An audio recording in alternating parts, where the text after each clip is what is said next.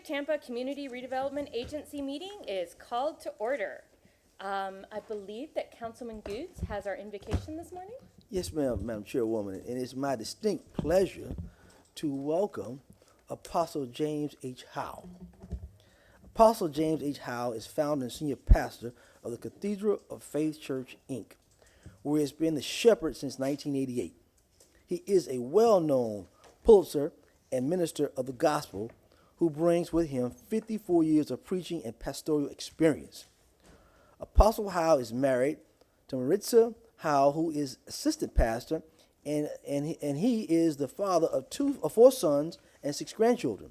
Apostle Howe also has oversight over the Cathedral Community Development Center, the service arm of the ministry that serves the community for over 25 years with a food pantry, reading tutorial programs, as well as partnered with the Tampa Housing and Children's Board youth programs. And I tell you, he's a well-known servant in my community where my mother lives. And again, a great opportunity of a voting site for many, many years at his church.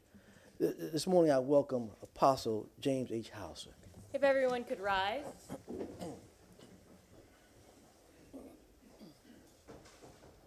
us pray.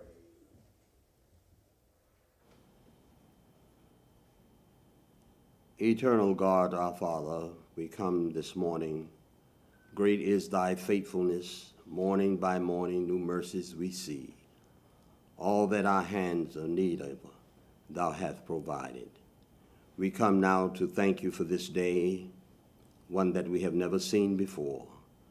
And we pray now thy blessings upon this meeting this morning. We pray that your peace, your love, and your harmony will abide.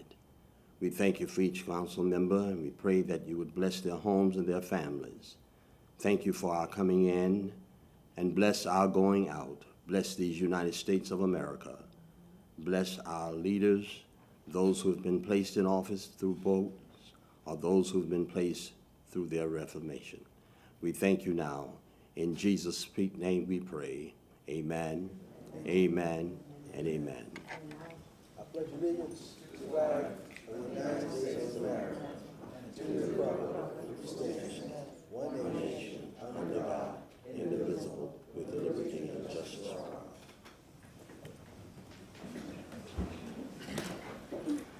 Thank you so much. Roll call, please.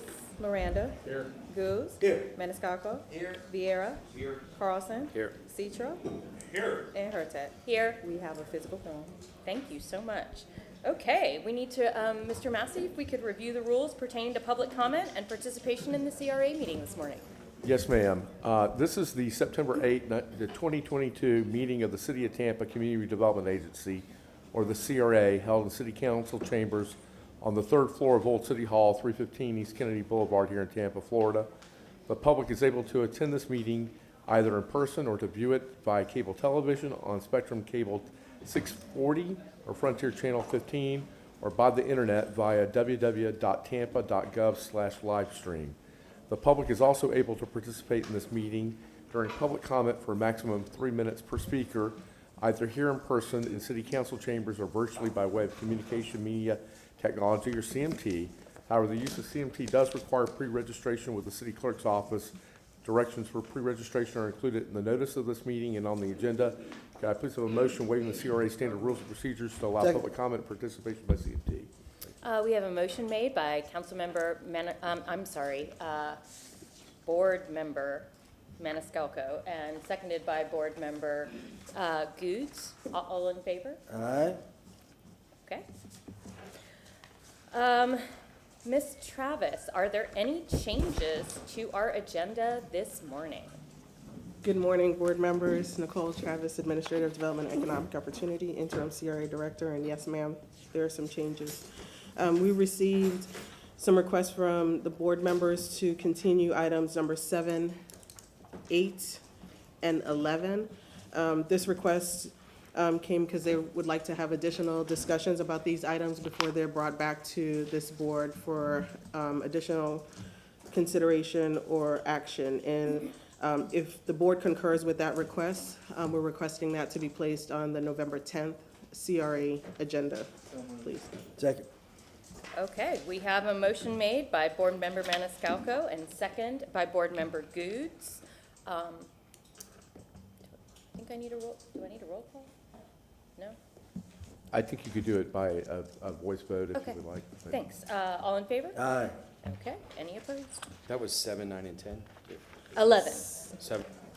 7, No, 8, 7, 8, and 11. All three have been moved to November 10th. Yes, and that's it. Okay, Thank you. wonderful. Madam Chairwoman, item number 1, but I'm going to ask for a point of personal privilege as it relates to item number 1 when we get to that. Okay.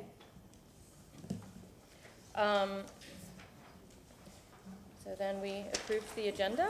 Okay, now we are moving to public comment. The public is welcome to comment on any item for up to 3 minutes. If you would like to speak, if you could stand up and form a line to your right, my left. It's public comment. Yes, sir. Yes. Yes, sir. Thank you. Got it? Yeah.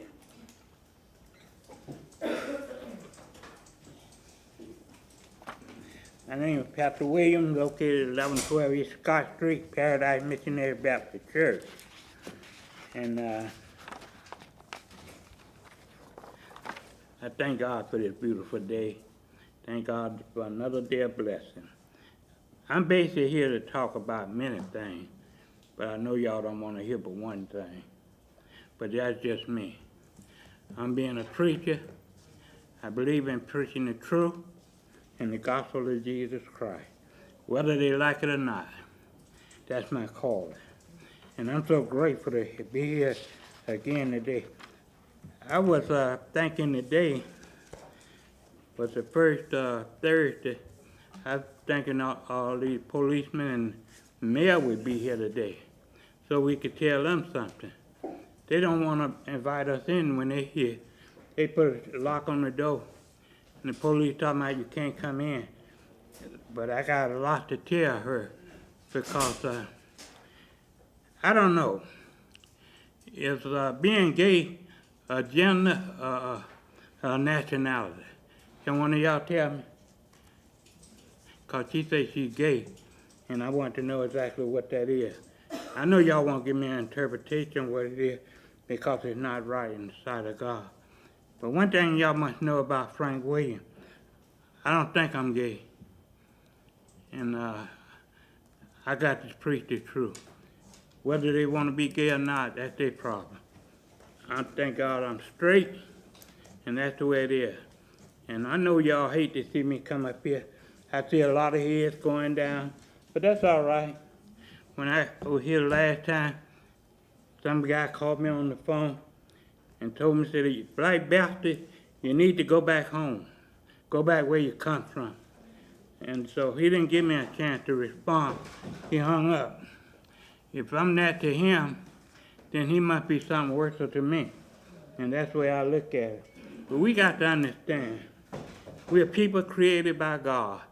Not only are we created by God, but we're created in His image and His likeness. And so why people hate us so bad, I don't understand. And y'all mess around there and seal me up in my church. They cut my water off at the church.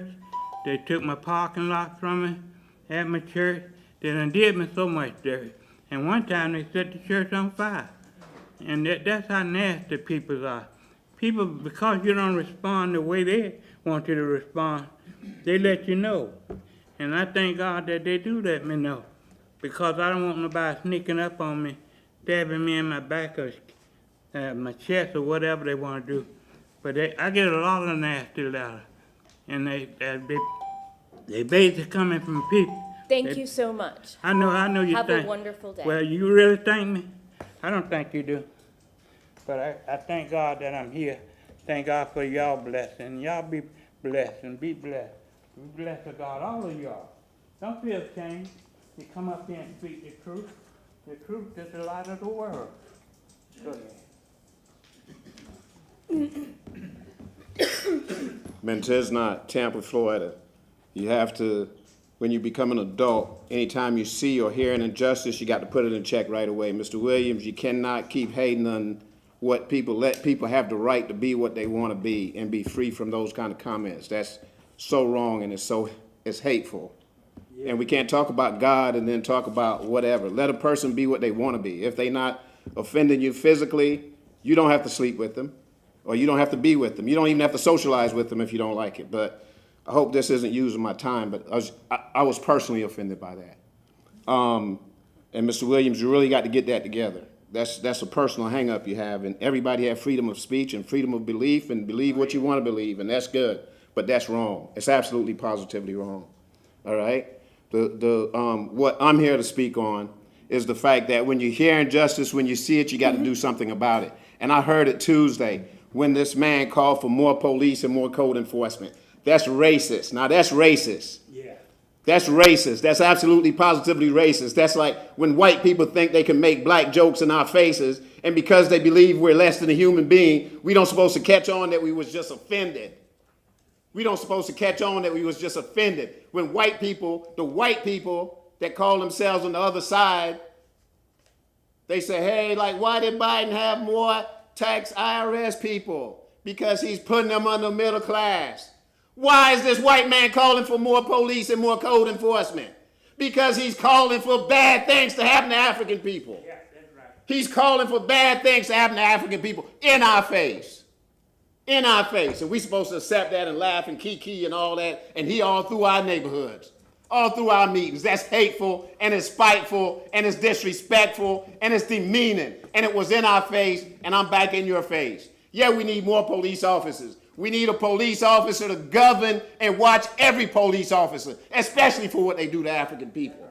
They treat us like dirt. And the other representative talking about what's going on down at the mayor's office and what they using company time for. They've been doing it. It's a crooked city. Code enforcement crooked. Crooked all throughout the black community, crooked. Putting fines on black, we ain't got no services. And they putting fines and codes and this and that on black people and taking our families' homes, taking our grandparents' homes, taking our parents' homes, taking people, unsuspecting black people's homes, all this stupidness going on. I know it and I feel it every day personally. Hitting me with millions of dollars worth of fines, property fines, housing fines, for what reason? No reason. They hateful, they nasty.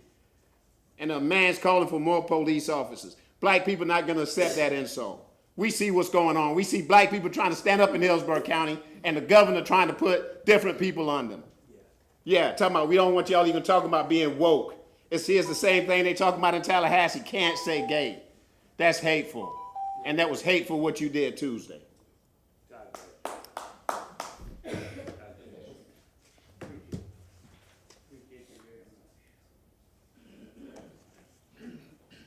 Hi everybody, my name is Chad Tujag from the Patel Family Office, here to talk about housing. I know that there's been quite an influx of residents and developers in the Tampa community, and it's kind of been really great and a boon for the community, but it's been fairly hurtful for the residents that live here as far as affordability goes. So Dr. Kiran Patel, as a lot of you guys know or don't know, is very dedicated to increasing accessible housing in the Tampa area. Whether it's working with Wells Fargo or JP Morgan or this bank or that bank to get things like LIHTC 9 or 6+3 credits or NMTC credits here, and we're doing a really good job. I think we've addressed a lot of the thoughts for sustainability, transportation, all these, transforming Tampa's tomorrow for what your guys' goals are for housing, and I think it would be helpful if we could also collaborate with the CRA for maybe focusing on accessible housing in like the Central Park CRA and the downtown CRA. So that was my kind of ask for today, is if maybe we could direct some conversations in that direction, because I think we've addressed a lot of the problems. We've come in with some algorithms so that the community that is here that built the city, which I think is, with high prejudice, one of the best cities in the country, can also afford to live here as well. And so that's all I have. Thank you guys. Thank you.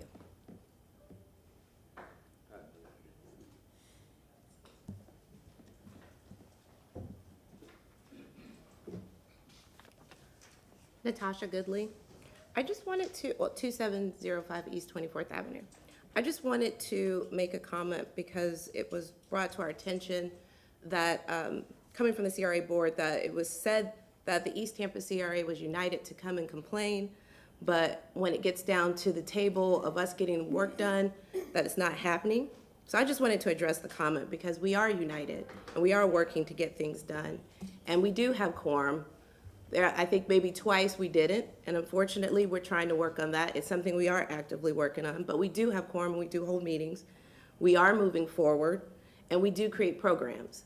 And many of the programs that we created are trying to be duplicated in other CRAs across this city. So if anything, it tells me that we are a leader amongst many of the CRAs, and they really would like to do some of the things we're doing.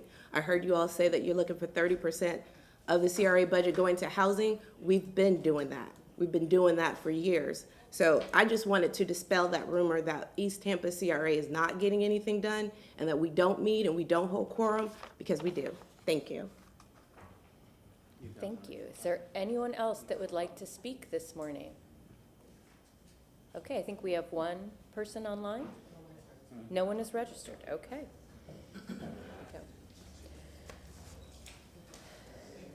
So, Ms. Travis, are we ready to start? Good morning again. For item number 1, I just wanted to talk to you about the CRA director position. You've asked us to start the search for the director position. The position has been posted for 60 days. We have posted it with a lot of the national associations, the Florida Redevelopment Association, and we have 4 qualified candidates to present to you. And so I need some direction from the board this morning. Of the 4 applicants that meet the minimum qualifications, we're hoping to schedule initial interviews from mid to late September. I would like to narrow the search to 3 qualified candidates. I don't really want to present you with 2 in case one takes a job somewhere else. You should have choices and options. And I want to remind you that this is your process. I am just trying to guide it, to do it based on the guidance that you have provided. And at the last CRA board meeting, there was a comment made that the CRA board should be involved in the interview process. And so if that is your desire, there's a couple ways that we can do that. I can narrow it down to 3 qualified applicants for you, and then schedule 7 meetings with each of the qualified candidates, and it would be individual meetings if you wanted to do that outside of the sunshine. If you want to do 1 meeting, we would have to publicly notice that meeting, and then we can have the candidates and take turns doing that interview. So I'm looking for some guidance for you. I'm shooting for final interviews and the public meet and greet. We told this board, it would be our recommendation that you have a lot of CACs that are very engaged, and your CRA director should be engaged with all of the districts, and the CACs are a big part of our CRAs, and so we're recommending to do a public meet and greet. I'm shooting for October 3rd through the week of October 3rd through the 6th, but that highly depends on availability and calendaring it. So I just need some guidance from you on how you would like to proceed. And Board Member Goods, you wanted to. I think, well, I want to speak about something else. Oh. But I can speak on this latter part. I mean, I think that we have an opportunity to interview the candidates. The public has a way of engagement with the CACs, so they can see who are candidates, and see if that candidate fits our city and can fit in with our CRAs. Because I like to see the work history. I like to see what people have done other places. If I'm gonna choose a candidate, what can you keep my train going right now? So that's the person I'm looking for during this process. okay, momentum is extremely important. The CRA. Let me just make a general comment of this. I think generally from a CRA, the purpose of a CRA is to be out of the business of CRA. There should no longer be slum and blight that a CRA is needed. And so we should be working very hard and diligently to eradicate the slum and blight in the districts. And so momentum is important, leadership is important, and I'm taking this process very seriously. Elise and I have been working really hard to move us in the direction that this board wants us to. And so whatever your guidance is for us, it is your process.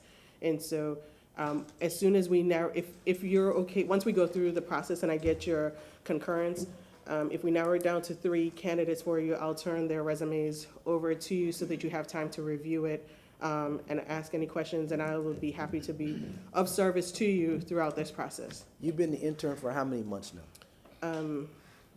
I haven't been counting. I've been here since January. I don't know. I'll have to go back and look. And this is where I'm going to get to, Madam Chairwoman. Mr. Drumgo and Ms. Travis have been doing this job for several months now.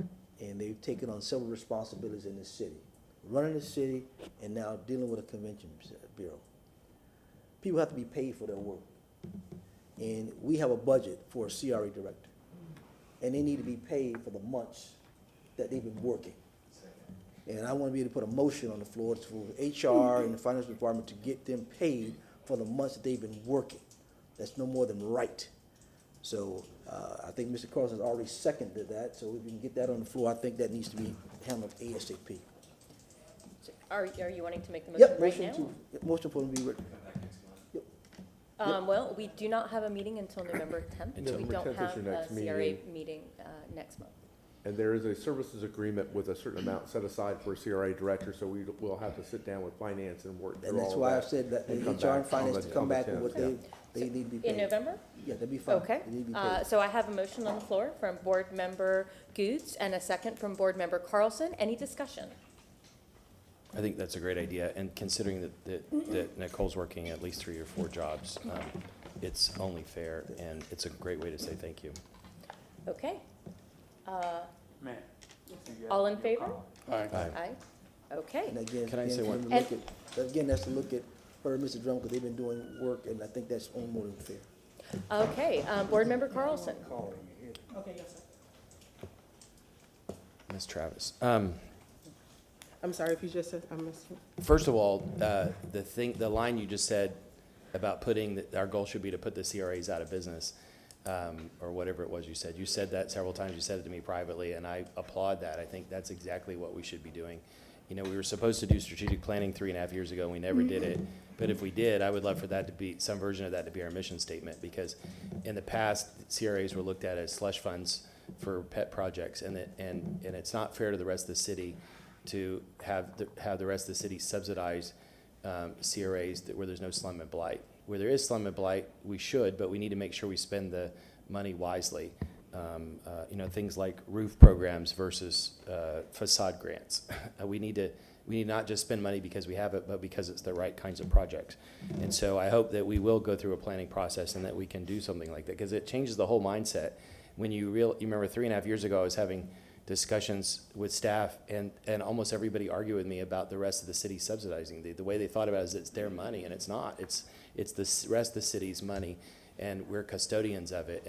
And since the rest of the city is not getting their potholes filled and not getting their benches replaced and not getting their parks done so that we can subsidize these, we have an even greater standard that we need to meet to try to do this. So anyway, to the the new director, they have a high bar to try to hit because of what you and your colleagues have done.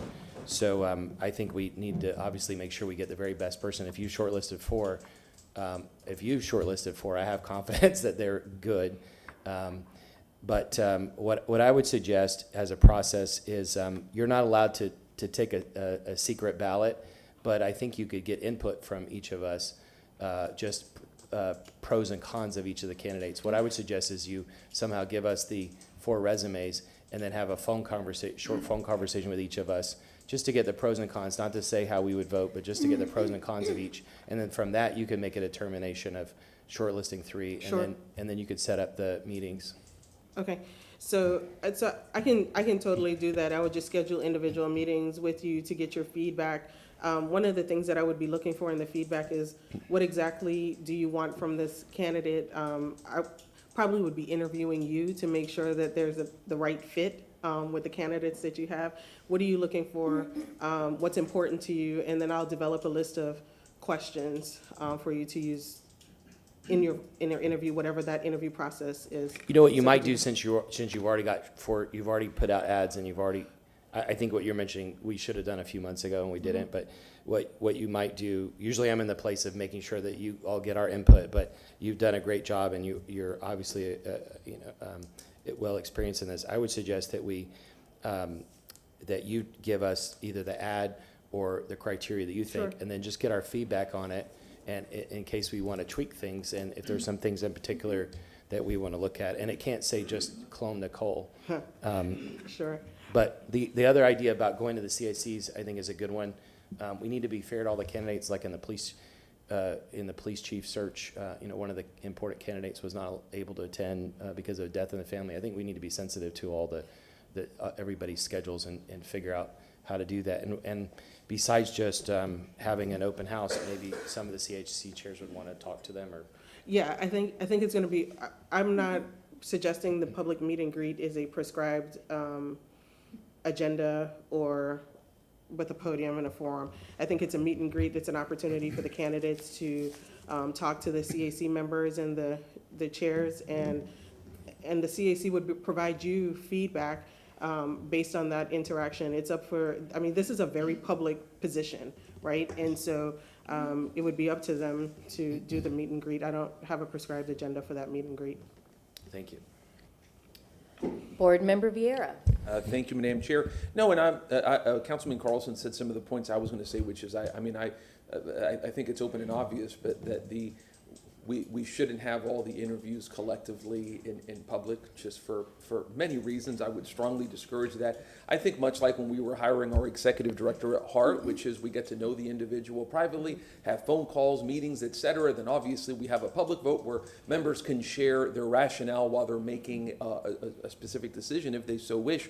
And I think the public engagement part, I think, is really wonderful, but I would strongly suggest individual private meetings as opposed to collectively, because I just think that'll potentially send the wrong impression on many counts. There are certain questions that want to be asked privately and just for many other reasons, I would say that. But I agree with those statements, and that's it. Thank you. Board Member Miranda. Thank you, Madam Chair. I'm not disagreeing with my two other colleagues, but in some of the boards that I sit on, it is done all publicly. They may talk to you on the phone and get to know you, but at the end of the day, we could start the CRA meeting at 11 o'clock and have, if it's 30 minutes each, or have a conversation to see, so that the public also is involved in transparency and see what's going on and how they're chosen. I think that's a wonderful thing. That way it gives the 4 individuals, or the 3, whatever it may be, the opportunity to meet and greet, not only on the phone, but to meet here in person, so that we can understand the conversation is one way, but the act of just seeing a person is a different way. Mouth may tell you one message, but the body language tells you another. So those are the things that are discovered when you have an open board meeting with 3 or 4 candidates. I think in my mind, the best way is to do it here, right here in the public, from 9 o'clock, if it's 3 to 11:30, if it's 4 to noon, for 10:30, and 11 o'clock if we have 4. And we can start the CRA meeting after that and come back after lunch. But I think that the intensity and the opportunity that they're going to have for them and for the CRAs and for the general public would be for them to come up. We do this even sometimes when we appoint people to other boards that have nowhere near the stress that this board has because of the load that they have. So I really believe it should be publicly. Board Member Citro. Thank you very much. Mr. Travis. These candidates have been vested through the city of Tampa. It would be a shame if we picked somebody that we felt was excellent and for some reason not of our own that the city might not be able to hire them. They've all been vested.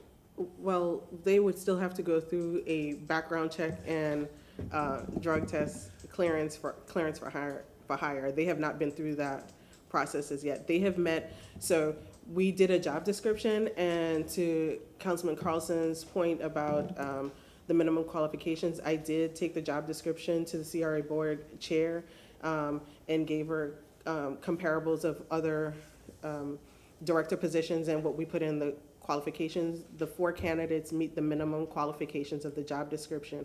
The next step would be, once you have made a selection, made a tentative offer that they have, it's contingent on background and drug tests. And then after that, They're clear to hire. And the reason why I'm asking, you know, we need that perfect puzzle piece to go in the right place. It would be a shame if we picked the perfect person and for some reason. Thank you, Ms. Travis. Thank you, Madam Chair. Anyone else? Board Member Carlson. Yeah, just to add one more thing. I obviously believe in transparency and doing things in front of the public. I think that candidates also like having private conversations. I'm okay if we had phone conversations with them or in-person conversation, and then a group conversation as Board Member Miranda suggested. But one kind of other step, you know, I was a volunteer advisor to Steve Burton when he was chair of the Aviation Authority, and when we got rid of the old director and brought in Joe Lopano, and there was great scrutiny there. Believe it or not, when we did that, people weren't sure that Joe was going to do a good job. The last mayor fought it. But the public wanted to know who these candidates were, and so what we did, at least with Steve, was we scheduled his interviews at times when the public knew where they were.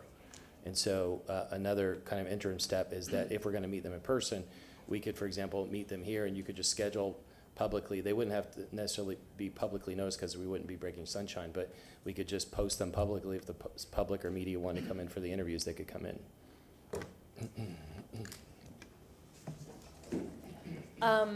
I tend to agree with Board Member Miranda. I think everything in the sunshine, but I also see the point of having short conversations maybe prior to that. I do also believe that having an event for CAC members is absolutely critical. I don't think I'd feel comfortable voting on anyone unless they had the chance to speak with the board members who spend so much time and effort and energy on what they do. I also think it's really important to see how this person or how the candidates react in a public space, because they're going to be up in front of us all the time, and the fact that they're going to need to be able to hold their own.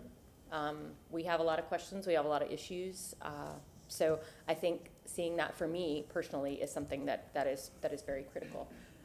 Board Member Goods.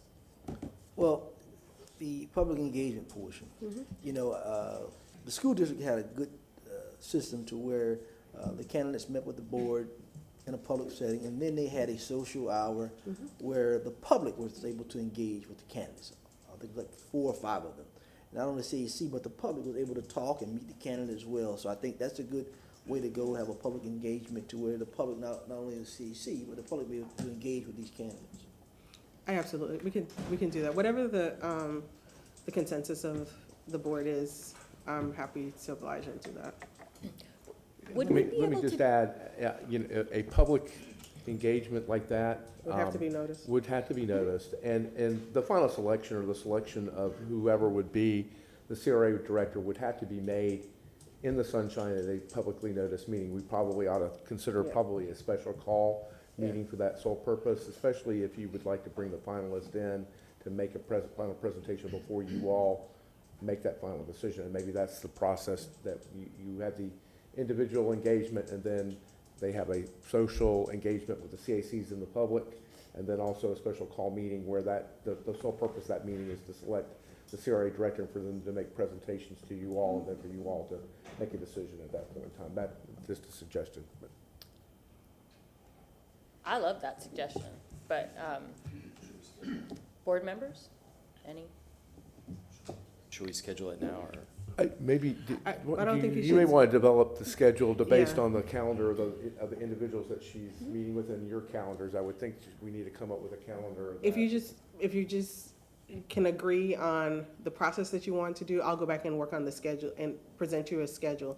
Because you can't pick a date right now with us, without us having spoken to, not you, respectfully, your aides who manage your calendars, and the candidates. And by your bylaws, the chair has the ability to call a special call meeting of this board without you all meeting. And once we will coordinate your calendars and Yeah. then have it. Yeah. Okay. Can I just say one more quick Oh, absolutely. Board Member Carlson. Ms. Trapp, Yes. we can talk offline about criteria and feedback on your criteria, but I just want to say in front of my colleagues, because we can't talk to them outside of here, there's some unique qualities that you have, and I don't know exactly how to describe them. You have the experience and expertise, obviously, but there's something about you that, and words I'll throw out, they may or may not be the right words, but independent thinking, apolitical, confident. And I think all of those are necessary for someone to be able to navigate all this. I have confidence, you know, I'm one of the biggest skeptics up here, and I have confidence that no individual here can sway you. I can't sway you, and neither can any other individual. And so you take the consensus of it, and nobody outside sways you. The mayor's not going to sway you. Nobody. You're going to do what you think is right, and you're going to get the job done, and you're very good at it. And so I think as we're looking for this, we need to make sure it's somebody who's just focused on getting the job done for the community and getting results. That's not going to be involved in little pockets of politics or anything like that, and will be strong enough and confident enough that they can push you to tell us what they really believe. I have full confidence that if you disagree with me on something, you're going to tell me. Yes. Thank you.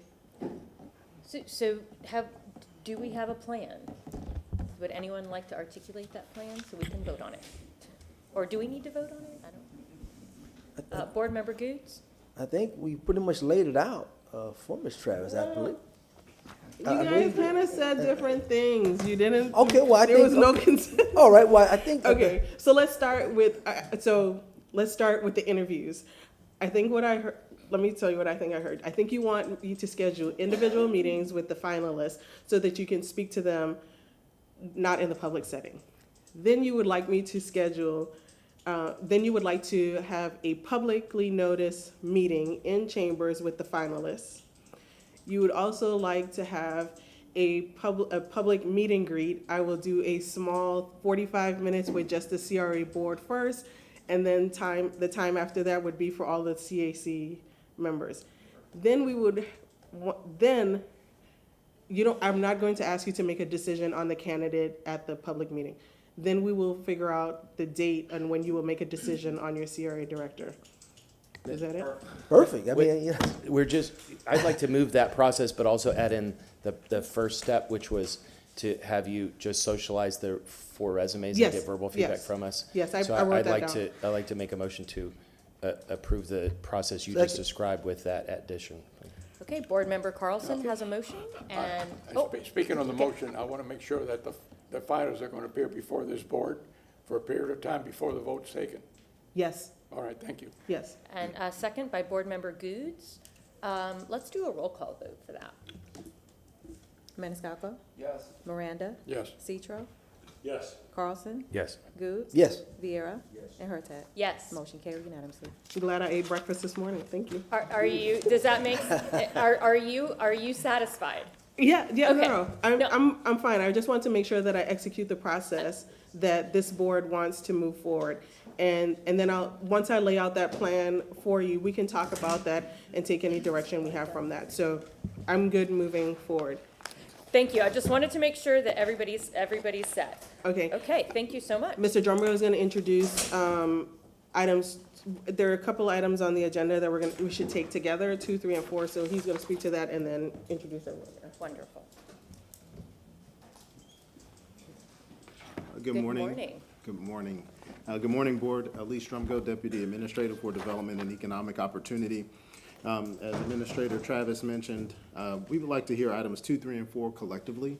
We do have representation from the Jackson House here. Dr. Collins will speak to just the motion that was made to acquire the Jackson House or sufficient space to allow for the renovation. And then also we have a follow-up presentation that'll come before you relative to the renovation of the Jackson House, the cost to do so, and then the overall vision for the Jackson House. Could I just do a quick setup of these since I made the motion? Sure, absolutely. Board Member Carlson.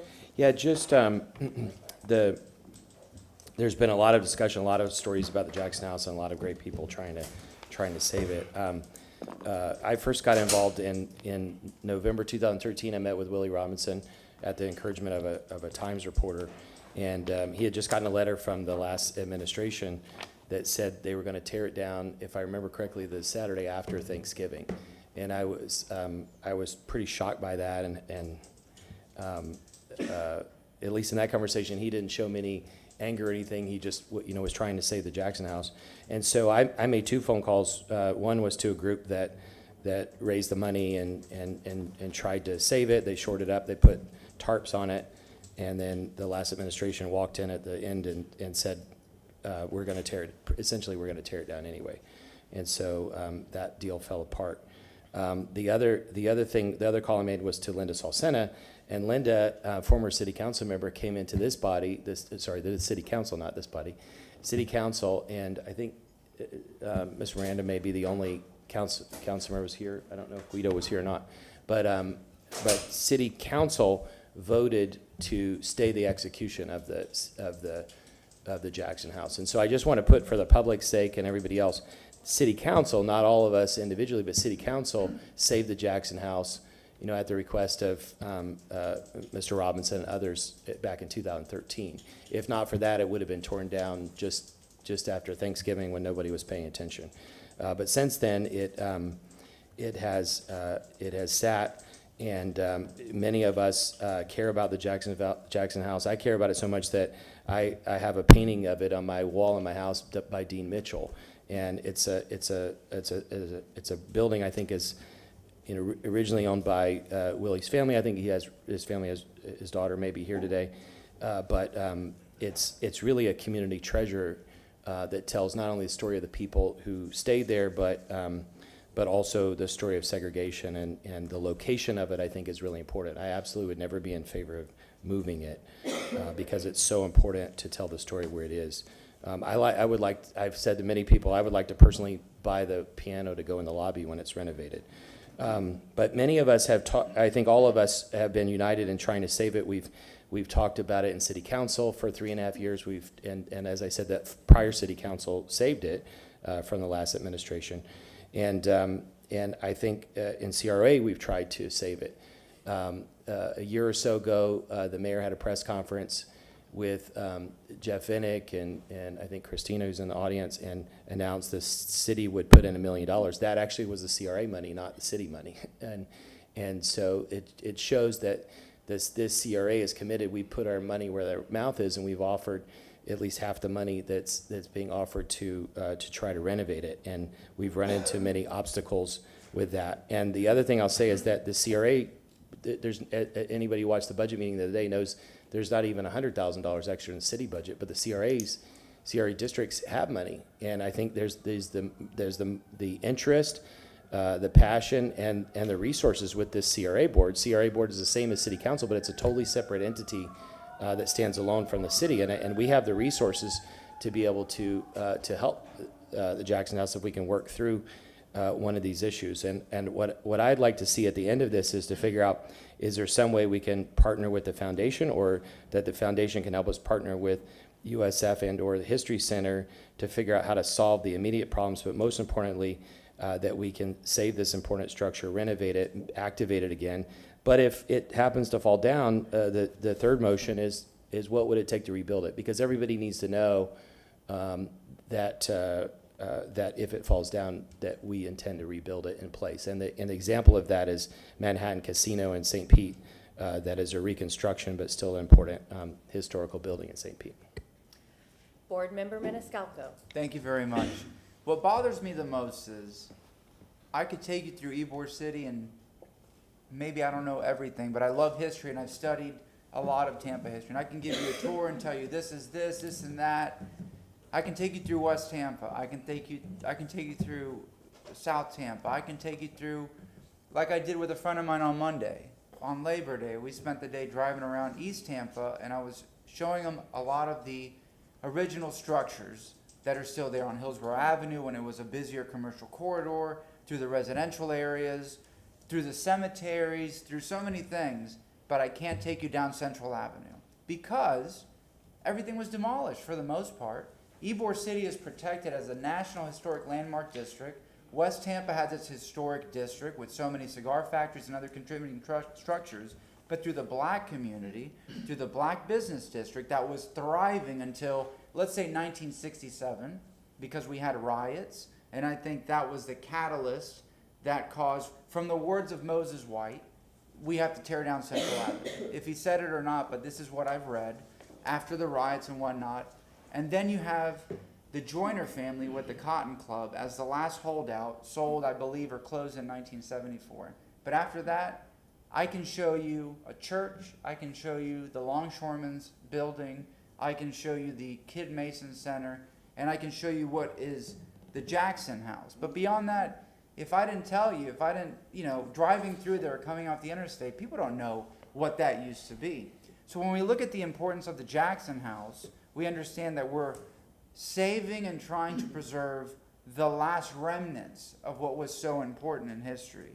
And what bothers me above all is the people that have stood in the way for the last decade to get this place restored. It was going to be demolished after Thanksgiving, or now the adjacent property owners don't want to allow the 10-foot area around for the restoration. You have people like Jeff Vinnick, people like the CRA, and other individuals that have put money together in studying and trying to preserve this house. Look how far it's neglected. I've been here since 2015, and I have photos from 2014. One night I drove downtown, parked on Franklin Street, and my friend and I walked through downtown at night, and we walked to the Jackson House to take pictures. The neglect, because nothing has been done since because of all these roadblocks, to what it looked like then to now, I mean, it's in an even worse condition. I toured the Jackson House, what was it, last year, year and a half ago. I took pictures inside, and it's, it's supported by the trusses and everything else in there, but, any big storm can come in and knock that building down. Again, not because people didn't want to do anything about it, but because people stood in the way. Certain individuals stood in the way, as they are now. And I just don't understand. I understand, money and profit, and to some people it might be an eyesore, and they want it out of the way, but we have lost so much history to the wrecking ball. We have lost so much history to the interstate. We have lost so much history to greed and profit, and where people say it's old. Get it out of the way, and it's that one of the last contributing structures to that area. I can't show you Central Avenue except for a few photographs, and there's a film that shows some scenes in Central Avenue from the early 1960s. But we have to do everything we can in order to preserve this house. Yeah, it falls down and you can build a replica. It's not the same thing. It's like having a replica of a classic car that's an original's worth $1 million and you build a replica. It's not the same thing. It's still a replica. If those walls could talk, the stories that they would tell, I know Councilman Carlson is extremely passionate about this. He's already said everything about it. But I'm glad that we have the stakeholders here in the room, and we can hear what they have to say, what everybody else has to say. But mostly I'm grateful to people like Mr. Vinnick and others that have stepped up and provided the funding to get this done and shored up and possibly restored. And shame on the individuals that keep standing in the way. I don't know what the hatred is towards this house. I just don't know. It's just, let us preserve the little bit of history that's left in that area. Thank you. Board Member Vieira. Thank you, Madam Chair. And I, for me, the ultimate idea is to use city dollars, CRA dollars, whatever it may be, to preserve this. If that means buying the easement, doing whatever we have to do in a legal sense, obviously, we should look at doing. I read Dr. Collins' letter from, I think it was sent yesterday, and the feeling that I get from that correspondence is that they want to continue to have ownership of the Jackson House in the present hands where it's at. I'm supportive of that, but we need to do everything and anything that we can to preserve this house 100%. And when you look at the overall vision for that area in particular, I know Councilman Carlson's been working a lot on Union Station. Imagine, God willing, when this house is restored, improvements at Union Station, just the radical transformation that we're going to have on that area, and built on historical preservation, something that in the city of Tampa we really don't do a good job at, but a lot of cities in the United States don't do a good job. Everywhere you go, there is something historically relevant that just that happened Just a few days ago, I think a week ago, we dedicated the Equal Justice Initiative racial lynching marker that dealt with, in part, the lynching of Robert Johnson in 1934. People don't know that he was transferred from city police to a person who claimed to be with a county police constable outside of City Hall. Everywhere that you go, something historical happened, right? And we don't do a very good job of noting that. I mean, and just names in Tampa that we don't talk about as much as we should. Robert Saunders, not long ago was his 100th anniversary of his birth, one of the greatest civil rights leaders throughout the United States, who took over the NAACP after Harry T. Moore and Harriet Moore were murdered in 1951, was a Tampa guy. Garland Stewart, so many different people. Francisco Rodriguez, who, in my opinion, we don't talk about as much as we could. It's a great part of our history. But this house stands for a lot of things. It stands for the Jim Crow. It stands for segregation that was enforced through violence, through brutality, through torture, and through lynching. And to me, that's what this house stands for. So I support doing whatever it takes to support this house, whether it's taking on the easement, whatever legal options we have from a monetary perspective. Let's get it done. I support, as others have said, the great work that Mr. Vinnick and others have done in the private sector, truly philanthropic work that really has, from the private sector, taken the lead. The city has to continue to match it, but know the moral vision behind that. We've talked in city council. I know today we're going to be hearing issues on Martin Maceo in Ybor City. I've brought up before the Dr. Walter Smith house. We need to do everything that we can to preserve our history, but especially for groups that have been marginalized, brutalized, and oppressed, because there's a reason why people want to ignore history. There's a reason why people want to overlook history, is because we don't like to be reminded of the ugly things in history. We always like to be reminded of the beautiful things in history, right? But we have to preserve this to remind ourselves of that painful history. So thank you very much.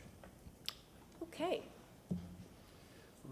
Well, Okay, I'm sorry. Board Member Goods.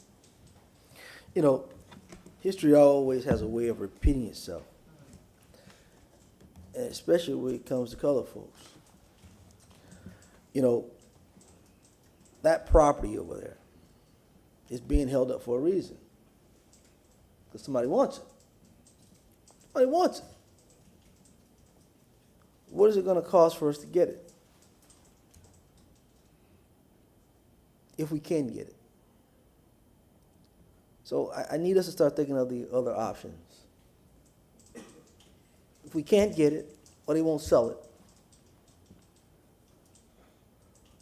we got a structure that could fall down tomorrow. I'm a realist. I mean, I'm a history person, you know, but I'm a realist. If it falls down tomorrow, what do we do? So the plan of action needs to be at least 2 to 3 alternatives. If you can't get the property, they won't budge on the easement, what do we do now? Do we just go ahead and erect it the way we can? Do we tear it down and look at another place on Central Avenue or other places? So I just want to make sure that if we're going to spend money, we spend good money to get the job done and get it done right, so everyone's going to be happy with it. But some people still ain't going to be happy. But I just want to make sure that we have a plan of action in case that thing fall down tomorrow, the next day. And believe, I'm just thank God it still stands. There's a reason why it's still standing. There's a reason why it's still standing. But I just want to make sure that we have a plan to make sure we can get it done. That's all I'm looking. I'm not going to talk alone about history. I'm just going to say, let's see how we can get it done. Board Member Miranda. Thank you. I agree with Mr. Good. And going forward, where are we? Are there any negotiations at all? And where are we, if there's any going on now? The hesitation tells me it's in doubt. Well, we just re-engaged on this, and so we'd like to allow for the Jackson House to present today before you, and then what we can do is we can continue those discussions outside of this session, so that we don't have to do so publicly relative to any negotiations or acquisitions for the adjacent property. But, you know, I think you'll hear a lot from Dr. Collins and then from the respective presenters on why it's important to preserve this, this building in place as well. And it aligns with much of what's been said before you today, what you all have said already. And so if you just allow that presentation, and then we can take any further action thereafter. I from the appreciate board. that very much. Very good. So let me yield the floor.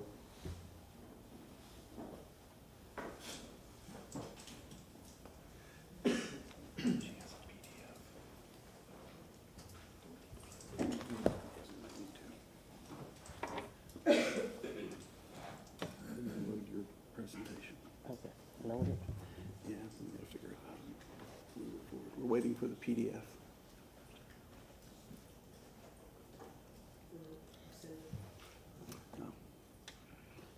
He's waiting to load. While we're waiting to load, in the interest of your time, thank you. I'm Carolyn Collins. I chair the Jackson House Board of Directors, Jackson House Foundation, Inc. I actually acquired this job that paid me so much money. I acquired this from none other than Mr. Willie Robinson. He engaged me and made me sit on the porch with him for days to talk. He stayed in the NAACP office with me when I was the president to talk. And his whole conversation was to let me know how hard it had been for both his mother and subsequently him in trying to save this house. I got a call from Kathy Castor's office when I was preparing to leave the NAACP, and the call was, whatever you do, don't let that. And I go, why did you call me with NAACP? And she said, because I know if you're committed to something, you'll do it. I want to say, while I'm waiting for this to it's interesting that someone is in the audience. Natasha Goodley, stand up. Natasha was one of our vice presidents. We agreed to take on this project, and I said to Kathy Castor's office, we'll do this for Black History Month, because that's when it was approached. We'll see what we can do. It's been difficult, and Willie was on our board from Omega. Natasha said, no. As a board member, she said, let's not take it on for a month. Let's give it about a year. Give ourselves more time, and let's see what we can do. Thank you, Natasha, for pursuing it. When I got ready to leave the NAACP, they said, nobody's going to take the commitment that you've taken over the last year to do the things that you have done. So they asked me to take this on as president of the branch at that time. You be the chair of the Jackson House, and wherever you go, it goes with you. And I'm glad that happened, because had not that happened, I may not be where I am now with the Jackson House, and it may not be where it is today. So outside of the NAACP, I continued. We have a couple of, I'm waiting for it to load. If it doesn't load, I'm. It is up. Oh, okay. Yeah. I thought I sent the wrong one. Okay, it's all right. I have board members here. If you would please stand. You have two board, I'm not know people very well. It's okay. I had two presentations. I updated it, but I'll go through this one. This is good. Okay. I have both here, our secretary, Mrs. Matthews, and we also, and she's an awesome secretary. And I also have one of the board members that we asked to come on board with us because he was the one who did the first stabilization, and that's a contractor, and that's Mr. Williams, Ronnie Williams. And we meet, we go over things, and before I say anything, we have a letter. I want to read this statement in the letter, so it's very clear.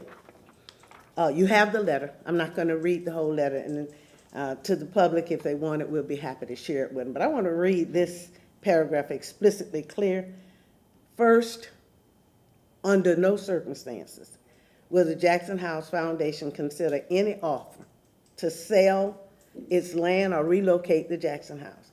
The Jackson House did more than host the luminaries of the day. It is history itself. The land and the building upon it is only physical reminders that the area that was once called the Harlem of the South and a functional part of Tampa's history, and I call it downtown history. So if you sever the building from the land or the land from its ownership, it's to sever the Jackson House ties to history and a significant, important legacy. So I thank you guys sincerely for indicating that. And the foundation, the problem that we have incurred has been the easement lately. We with the Vinnie Foundation, I need to tell you, the state of Florida gave us $1 million on a grant. We had the state of Florida gave the city $500,000. We have the Vinix million. We have funds. We have money. We just have someone who will not give us a minimum of 20 feet easement on both sides of the house, the east and the west, so that we will be able to do what we need to do. But clearly, I want to put it at rest. We have decided we need the easement bad. It would afford us so much that we need to do to complete this building. We have talked with, and I even put their name here so I will not forget, we've been referred to, and I have begun conversation with the Florida Trust Historical Preservation, who can sometime look at codes and make different things happen. But the Jackson House will be built. It will be built at its current location. And you've heard me say this before, when we didn't have money, but we didn't have opposition. Now we have money and we have a blockage, opposition on the side. But if we have to build it without, it will be built. The Jackson House will be a historical site that will be maintained in Tampa, Florida. Let me see, can I do this again? I'm gonna pretty much go pretty fast here because much of this you guys have already did the presentation, and this is the 2015 house that someone spoke about. That's the house today. That's the 2022 house. That's the house that's being held up for a minimum of 20 feet easement on the east and the west. It would accomplish so much and would only have to be sacrifice a few parking spaces. I would say of what 10 or 20 parking spaces would do for many years of history and improving what we have here in our city is just significant. I'm not going to go through this and spend a whole lot of time. I think Moses Jackson and his family made a significant contribution in history to this city. They kept their daughters in the home. They made sure it was not just a boarding home. Yes, we'll take that offer for that piano. It was 3 in the house. It was 1 in the front, 1 in the middle hallway, and 1 in the rear. And all of the performers that lived there had jam sessions. A Tisket, a Tasket, I lost my yellow basket, was actually done there in that home.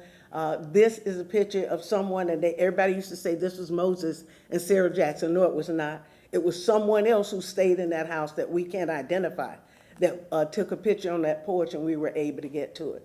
But Mrs. Sarah Jackson, and I think Willie Robinson, is what keeping the house from falling today. The Amtrak train that you'll see back in the background, and what we're trying to say is we have a historical designation in our city, in our county, in our state. We even have it in Washington, D.C. at the congressional level. We want to maintain that. So the property that we need will assist us in building the house so that we can maintain the historical designations. We may be able to build it, and we will, it's a rebuild. It will not be torn down and rebuilt, but if some pieces fall down, they're falling now, we've got to get it back. But the process that you'll hear coming from the experts, they will tell you how we're going to do it and what it will be costing us to do it. But the house will be rebuilt, and we're ready to move forward with the process. And with the grant we have from the state of Florida, that grant says you have a time limit, but we'll expand it for you. But tell us what the limitations in your city that is blocking a historical property, and we might even be able to help you with it. These are some of the individuals who stayed in the house. I don't want to go over all of that. Of course, we're waiting for you guys to do something because Amtrak train brought in Native Americans, military individuals, performers, and other individuals who have the opportunity to stay there, to have their clothes laundered, to have taxi service over the Central Avenue to have Willie Father do the hair as Nat King Cole, and things of that nature. So this is something that we want to be able to, we can make sure we maintain here. We've had so many supporters, city council, mayors, believe it or not. Some people say they didn't, but they did. We have had Mr. Vinnick, who before he gave us a major shot in the arm, gave us the first set of money that our contractor here used, Mr. Williams, in order to do the first stabilization. University of South Florida, Ms. Johnny Sanders, I just needed, and Mr. Loris Williams, 2 people in the community. Johnny is born in the house, raised in the house, and she was the first person who gave us funds that we needed. And then, in addition to that, a young lady that was blind, who said she walked past that house every day, came and said, here, gave me a $100 check. That was the first donation I received. So what we're asking you to do is to save the Jackson House. We want to inspire the future.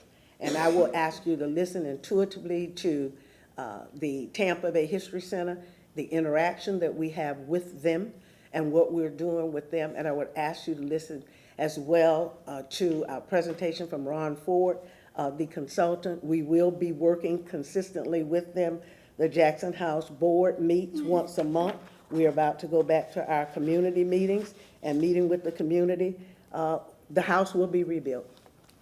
And I can almost guarantee that anything that you can do to help us with the easement, the board, the community that's interested, and all the people who send us emails and say, don't let that house fall. I'm tired of looking at that house like that. What can we do? And I would say, Ms. Matthews will tell you, she's sending letters out almost every day from people in the community who's saying, how can I volunteer? How can I help? We get money on our little PayPal where people say, how much would this do to help? So we need the minimum, and I keep saying it because that's the agreement, a minimum of 20 feet easement on both sides of the house so that we can build it, continue to get grant funds so it'll never get in this condition again, and to be able to provide that is missing in Tampa that we can never get back. How do we make sure that we get it now? Board Member Maniscalco. Thank you. Mr. Massey, I have a question. If we can get the easement voluntarily, can we use eminent domain to take it over? This agency has no authority of eminent domain under Florida law. Okay. So, no, this agency cannot institute eminent domain act. No, I go. The city potentially, but you'd have to serve a public purpose, so we would have to talk to our outside condemnation or eminent domain council. Historic preservation, there have been occasionally some actions taken for historic preservation purposes. It's usually for the structure itself, not for easements per se, but this is something we would have to engage outside counsel and consult with the viability of the city taking that action. So. Would it be possible, not this agency, to use eminent domain to take the easement, and then once the job is completed, to deed it back to the property owner? No, we can't do that. Under state law, if we exercise eminent domain, we cannot convey any interest in the property that we condemn for a minimum of 10 years. Okay, so you have to wait 10 years to even say we sell it back to the owner for $1. Correct. Okay, thank you. Board Member Carlson. Dr. Collins, thank you for coming up here, and thank you for all of you and your board members have been doing to save the Jackson House and keep the stories alive. So we made 3 motions for today, and I just wanted to, just for the record, get your clarification. Remember that we're city council members, but today we're sitting as the Community Redevelopment Authority Board, which is a separate entity, and as Mr. Massey just said, we have different authorities. But the first motion was for the CRA. Now, the CRA has money that some of it's discretionary, and even though the city has a bigger budget, we maybe have more discretionary budget than the city does, which we've already made a commitment. But so the first motion was that the CRA would look to offer to buy the 20-foot or whatever easement on the side. So from your board's perspective, you're okay if the CRA, you would be okay, encourage the CRA to to try to buy that, so that we could acquire that, you know, on behalf of the Jackson House. Most definitely. And then the third one was that was to start the process of looking to rebuild if it fell down. And at least my goal in doing that is to demonstrate to the public that it's going to be in the same place, whether it's this building or a new building. So is your board okay if the CRA is supportive with money or other resources to support your efforts in planning in case it falls down, so that we can demonstrate to the public that it's going to be there one way or another? I think we are more than okay with that. We really support that. And I think in the future presentations, a couple of presentations about to be made now, you may even see how we're looking in that vein as well. I mean, a sincere stabilized building has been stabilized twice, so we won't see a complete collapse of the building, but we see what the house looked like now, what weather has done to it, what time has done to it. And so, yes, we are in support of funding, support to get the easement and to make sure that the house is rebuilt where it is as the Jackson House. And my personal, maybe you've heard me say this before, but my personal interest in keeping it where it is that besides all the other great stories, it tells a story of segregation because it's across from the train station. And when I take my kids, which my kids all know the whole story about the Jackson House, and they tell others, but when I take them there, I say, do you realize that people of a certain color couldn't stay in regular hotel in white hotels? They had to stay here or one place in West Tampa. And I think that story is important to tell. And I hope, as I said, one day to please remember me. I want to personally sponsor the piano because I want to hear music played there again. The third one that we made though was to buy the building. And if you just hear me out for a second, it's absolutely not to move it. And I wouldn't be in favor of any funding that would enable anybody to move it. But I don't want to mention other examples, but there is another case with another kind of art history organization right now where the city had to buy the land from the foundation so that the city could file an eminent domain. And so if it may be possible, Mr. Maniscalco was talking about eminent domain. This board can't file eminent domain, but the city can. But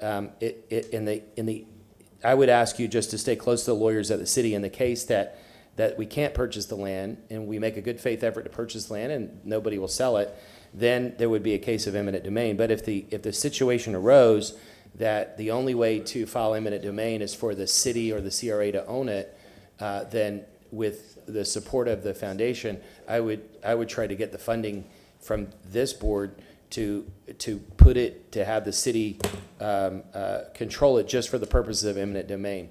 And as Mr. Massey said, it sounds like we couldn't transfer it back for 10 years, but I would just encourage you to talk to your board's lawyers about it. In the case that happened, what covenants would you want to put in, and maybe talk to the legal department of the CRA and the city to figure out what covenants are possible to try to protect the interests of the foundation. But we want things to move forward more quickly. The other thing I would tell you is that there's an election in March, and although the mayor has said that she's running again, there are rumors of other people running, and at least one of them has tried to tear down the Jackson House before. And I think everybody on city council is running for re-election, but there's no guarantee that we'll all be sitting here. And so I feel some urgency to get some things done before March. And that might not be a timeline that you are looking at, but I would just encourage your board to think about that, because you have, I think, probably unanimous support on this board, and you've already seen the mayor's support, and you've seen support in the community. I would encourage us to move as quickly as possible to get things done before the March election if we could. Thank you. Thank you so much, and I would like to say that that's one of the reasons we're looking also at the Florida Trust for Historic Sites, because they have some concern, and the grant that we have from the state of Florida, that's one of the things that they had told us to look at as well. So my board member just sent me a note and said eminent domain this week or last week, and we were asking questions. So we are wide open to listen. We have attorneys that's been kind to us as pro bono, as well as we have an attorney on our board now to help us ask those questions. we want to make sure the Jackson House is rebuilt, that it stay in that posture of land where it is for historical purposes, and we will listen to anything, but clearly, we have taken a real hard position, and that's why that second or third paragraph is in the letter. But that does not mean that we will push, move, and maneuver, make assessments, and make adjustments and modification to make sure that we can make sure we maintain the Jackson House. We just have a real strong position because of history in this city where so many people have offered to assist Willie and his mother, and it just didn't go that way. And every time I think of anything different, I can hear Willie on my shoulder telling me, no, no, no, no, don't do that. So that's why we're so strong on it. We've made a clear commitment, and I feel like whatever I do with this board for this house, we're doing it for Willie Robinson and his mother. Thank you so much. And I didn't say this, but I need to. We've received large sums of money with a contingency based on the house being rebuilt to continue getting money. And I want to thank the city, I want to thank the state, I want to thank the county. We have gotten excessive money, Mr. Vennick, and I'm talking $500,000 up. So people have made the commitment that you guys just made when you indicated you wanted to see the house back. And we have individuals in this community.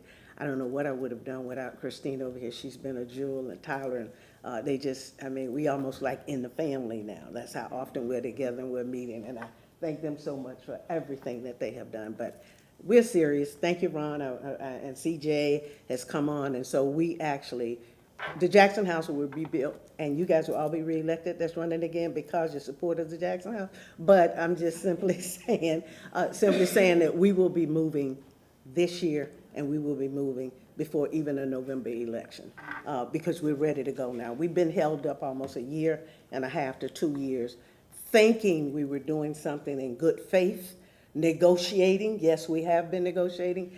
And about a month or so ago, the negotiations fell in when we realized that all the work that had gone into what we call good faith was not good faith. So it has held us up, and we see what it's done to the house. We're moving forward.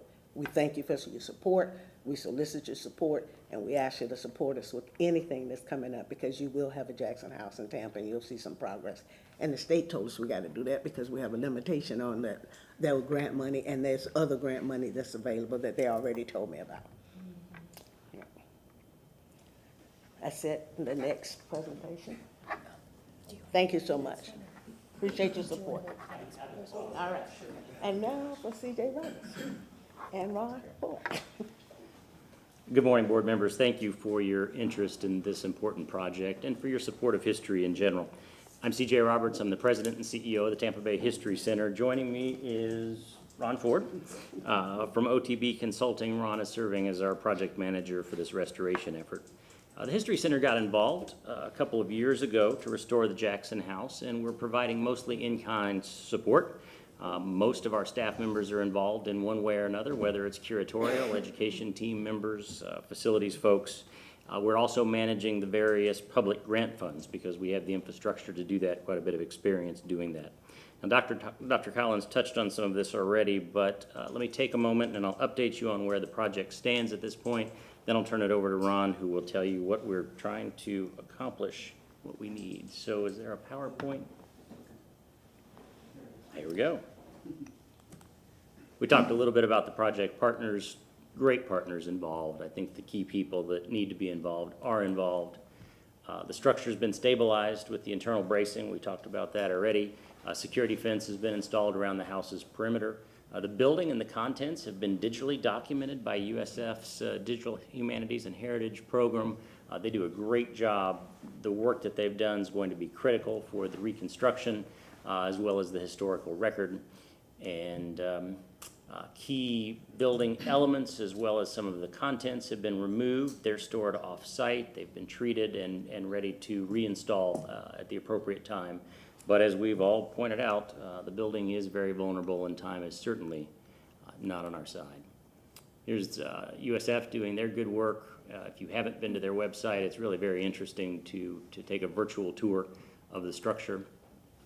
The vision for the Jackson House is to restore it as an historic house, as well as an African American history museum, telling those stories of the house And as Councilman Maniscalco pointed out, the neighborhood, this is one of the last vestiges of what was once a very vibrant African-American neighborhood, and there's nothing left. And so telling that story is key.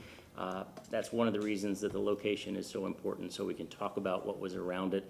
I remember standing in the parking lot with Willie Robinson one day, and he was telling me about who lived here and who lived there and what business was here and what's there. And so we've got to document that. We've got to share that with the public. And then we want to tell the broader African-American history story as well. And we've done some preliminary work with some exhibit design folks just to sort of see how the house might work. I think it lends itself very well to telling these stories. And you can see some of the renderings that have been done there. So where are we with regard to cost estimates? We think it's going to cost just over $4 million to do this project. We have $3 million in funding commitments, $1 million from the Vinnick Foundation, $1.5 million from the state, $500,000 from Hillsborough County, and I know the city is prepared to make a commitment. I don't have confirmation on that yet, so I didn't include that. But financially, I think we're in pretty good shape. Now for the challenge. Ron, you want to walk us through the... Thank you, CJ. Good morning. There's only a few slides. We're almost there. So I want to lay out some of the technical aspects of the project, the challenge. There's been discussion about easement requirements.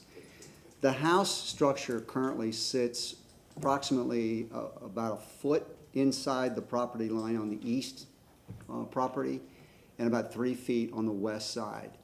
The construction of the house is such that the challenge with this site and the adjacent sites, it's a zero lot line. So there are no setbacks. So the construction type currently and what would be constructed to maintain the historical context will not meet fire separation requirements. As well as the window openings, there's challenges there. We're trying to get fire separation a foot away and 3 feet away from our property line.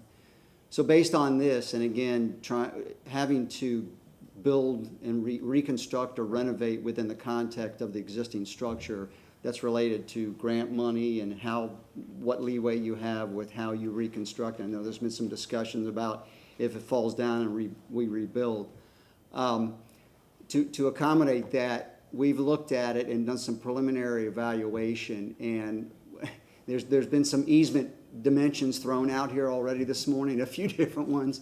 Where we've landed is on the east side, we've identified a 14-foot easement, and again, this is based on the fire rating separation requirements, not only for the material types, but also related to, again, the openings in the existing structure, maintaining vision through those openings. On the west side, what we've done, and again, this is the ideal situation for the restoration, is we've looked at a 36-foot wide easement on that side. And what that accommodates is an ADA accessible ramp that would be on the west side. Again, the house will need it. We can't do it in the front. It'll totally destroy the historical context of the building. And then a drive lane that would connect, a one-way drive lane that would connect from Zach Street back to the existing alley, and then some angled parking to allow for some on-site parking, minimal, but at least some accommodation for that. And that's the broad view of the technical aspects and the challenges with the easement, the requirements for the easement. Here's a couple of images. You may have seen these already. I don't know if these have been floated around, but these are a couple of preliminary images that have been developed by the architect of the facility. Again, you can see there's a new glass entry point at the rear, which again necessitates some relief on the west side to bring people in the rear, and that space is planned for gathering space in the lobby. So that is it. Board Member Carlson. CJ, thank you all for stepping up and working on this. I think it's important to have all the expertise of the History Center, and I know Rodney, as one of your key historians, has been gathering all the data that he can find about this. And hopefully anybody watching, I think one of the things they're missing is like a registry book or something that has all the names in it. So if anybody watching has that, please call CJ or Rodney and give it to them. We need documentation on all the great people that stayed there, or any other, if anybody has letterhead or any other documents like that. But two things real fast. One, when you showed the budget, it was like $4 million, but 2.5 of it was for renovation. Just so everybody knows, back in 2013, when I first started working on this, the budget was only 1.4. And so it's deteriorated more. We've lost more of the natural original structure and materials, but we've also, now it's going to cost $1 million because it was stopped almost 10 years ago. The second thing is that, to my knowledge, the city hasn't offered any money, but the CRA has. And because it's a separate entity, and you may have heard me say earlier that the people in other parts of the city where there are no CRAs, they wonder why they have to subsidize CRAs, and then the people in the CRA districts want to know that the money's spent wisely. And so we're trying to do a better effort, make a better effort to show people what their CRA money is being spent on. And so in our branding, we're trying to brand everything Tampa CRA or something. Nicole can give you that information. But when you talk about the involvement of if there's an involvement from the city, if the city is helping something, then list the city, and we also sit as city council members. But if it's the CRA, please everybody make sure you brand it CRA with whatever materials that Nicole gives you, because we want the public to know that the money is being spent wisely. Thank you. We'll do that. Councilman Vieira, Board Member Vieira. Thank you for the politically correct version. No, I'm joking. Thank you very much, Mr. Chair. A couple of things, and it's funny with the discussion on CRAs, this is something that is uniquely tailored and narrowly tailored for what a CRA should do. I support the concept of CRAs, and I live in an area that arguably subsidizes CRAs, but I tell people in my district, for people who live in areas that subsidize CRAs, that philosophically, I don't mind paying a little bit more if it goes to a good purpose and if it goes to the communities that have been left behind.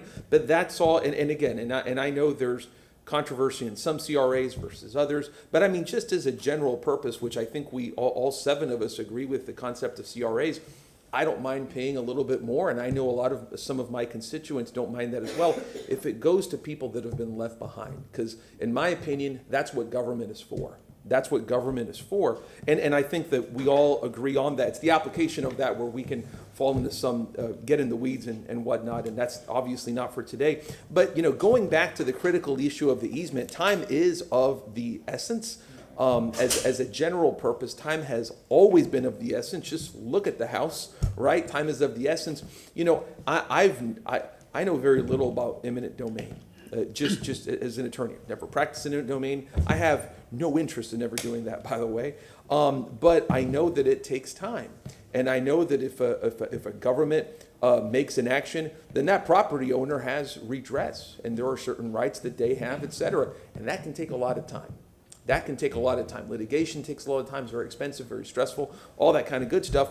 And what I want to look for is the fastest solution. May not be the cheapest solution, but for me, when it comes to this house, money, within reason, of course, is not the issue. Time is the issue. And I want to look for the fastest. Don't get me wrong, we should explore all options. That's incumbent on the city, on staff, et cetera. But the way that I see it, the most reasonable option that we have that manages costs and time and then realistic expectations is to have monetary discussions on the easement to get that done as soon as possible. Again, we can look at issues like eminent domain. There's nothing wrong with that. Just, I know that's going to take a while, and there is no likelihood. There is no assurance of success on that issue from my knowledge, et cetera, et cetera. But again, good report. We appreciate it. Thank you.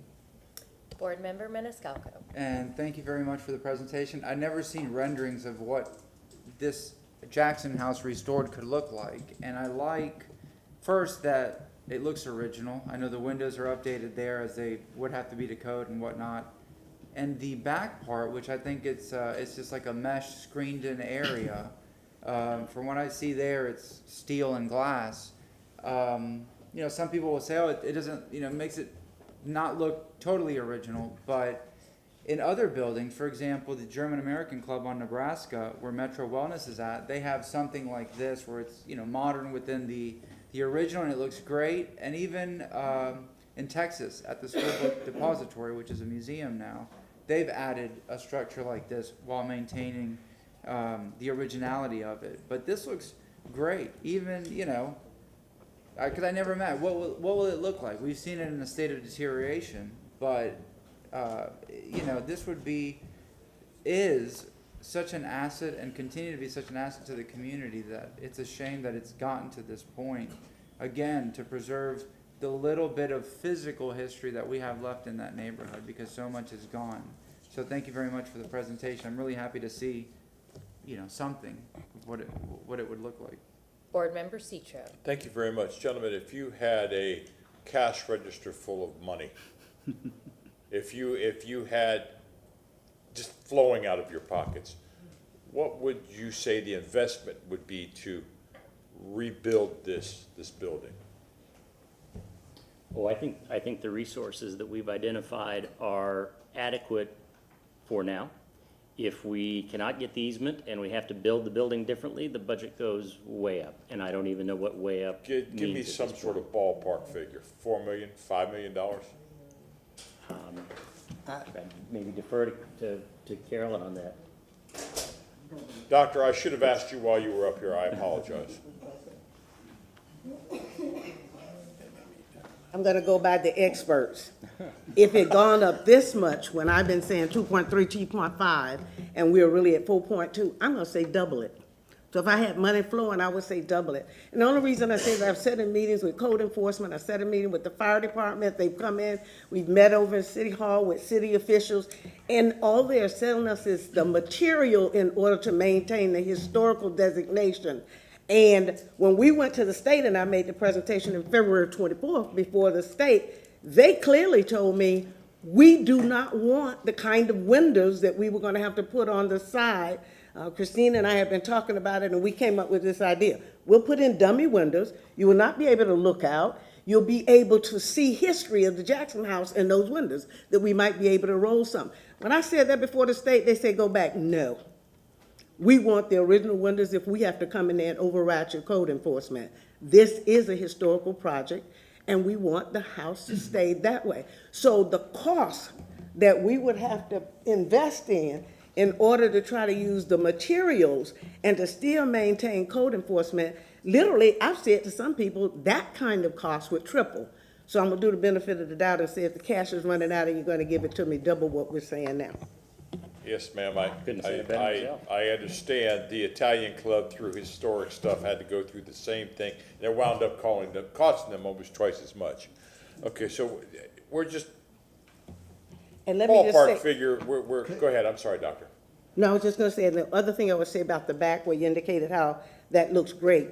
One of the things that the state has okayed with us, and we've talked about, the back portion of the house was added on by Willie Father. It was not part of the historical designation, which gives us the liberty, the feasibility and flexibility in order to do something different on that back part, and that's why we were able to do that. The state was even telling us, you can do the ramp, but make sure it don't touch the house. So.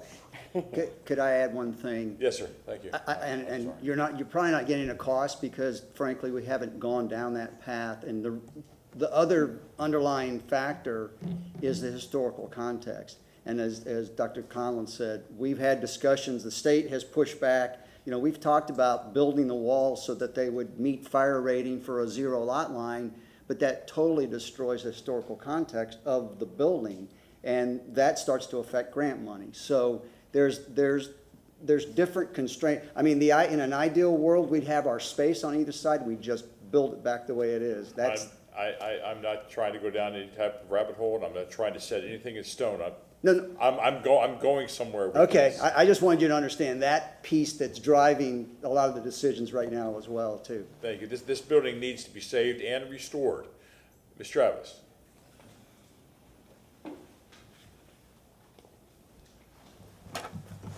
Hello. I don't want to go too far in the weeds. Sure. This is still part of the downtown CRA? Yes, sir. So before the downtown CRA sunsets, before it loses its value as a CRA, this project needs to be funded, in my opinion. Yes. We are asking, as a board, for the downtown CRA to put 30% of its monies into affordable housing.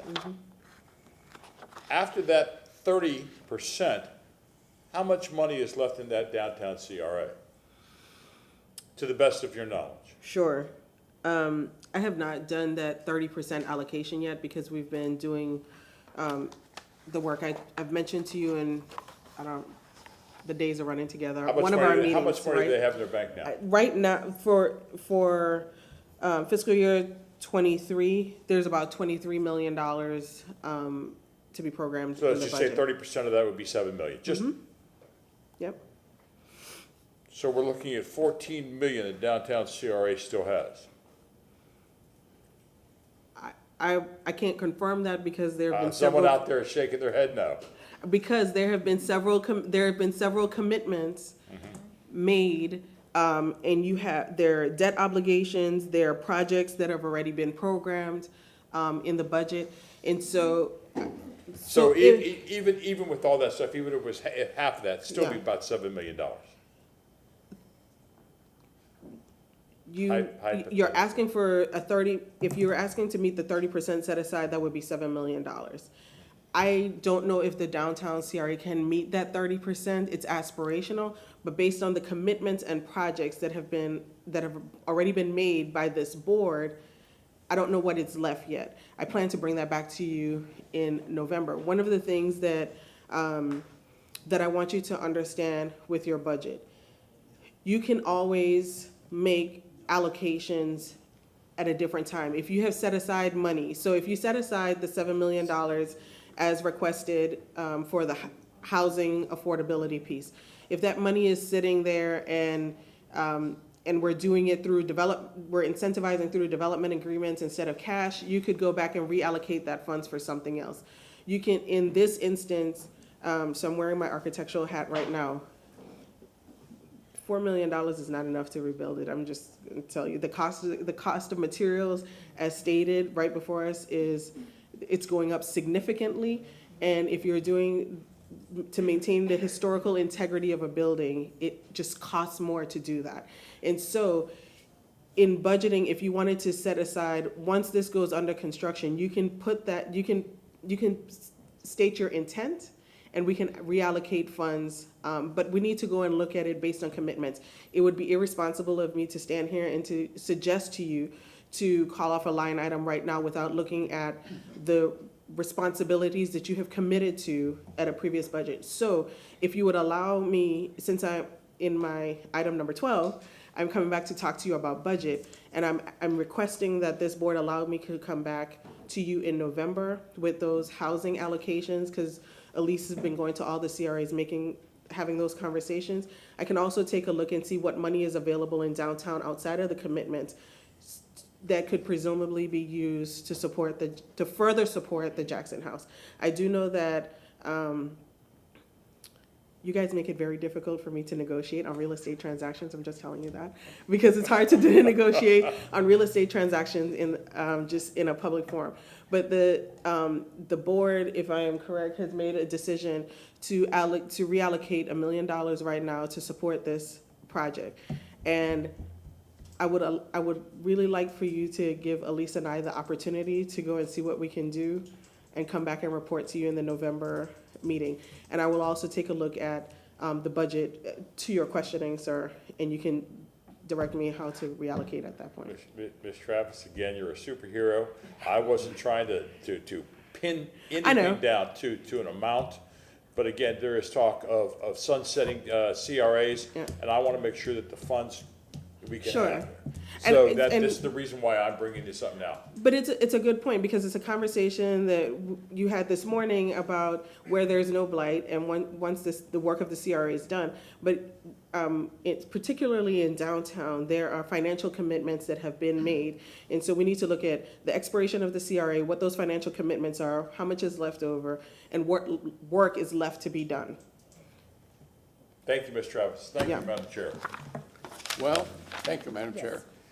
Ms. Travis, you took a lot of what I was going to ask at the end of the last sentence. Cost of square foot, that means something that costs today. That doesn't mean That's down correct. the road, you don't know how far it's going to go and what it's going to be.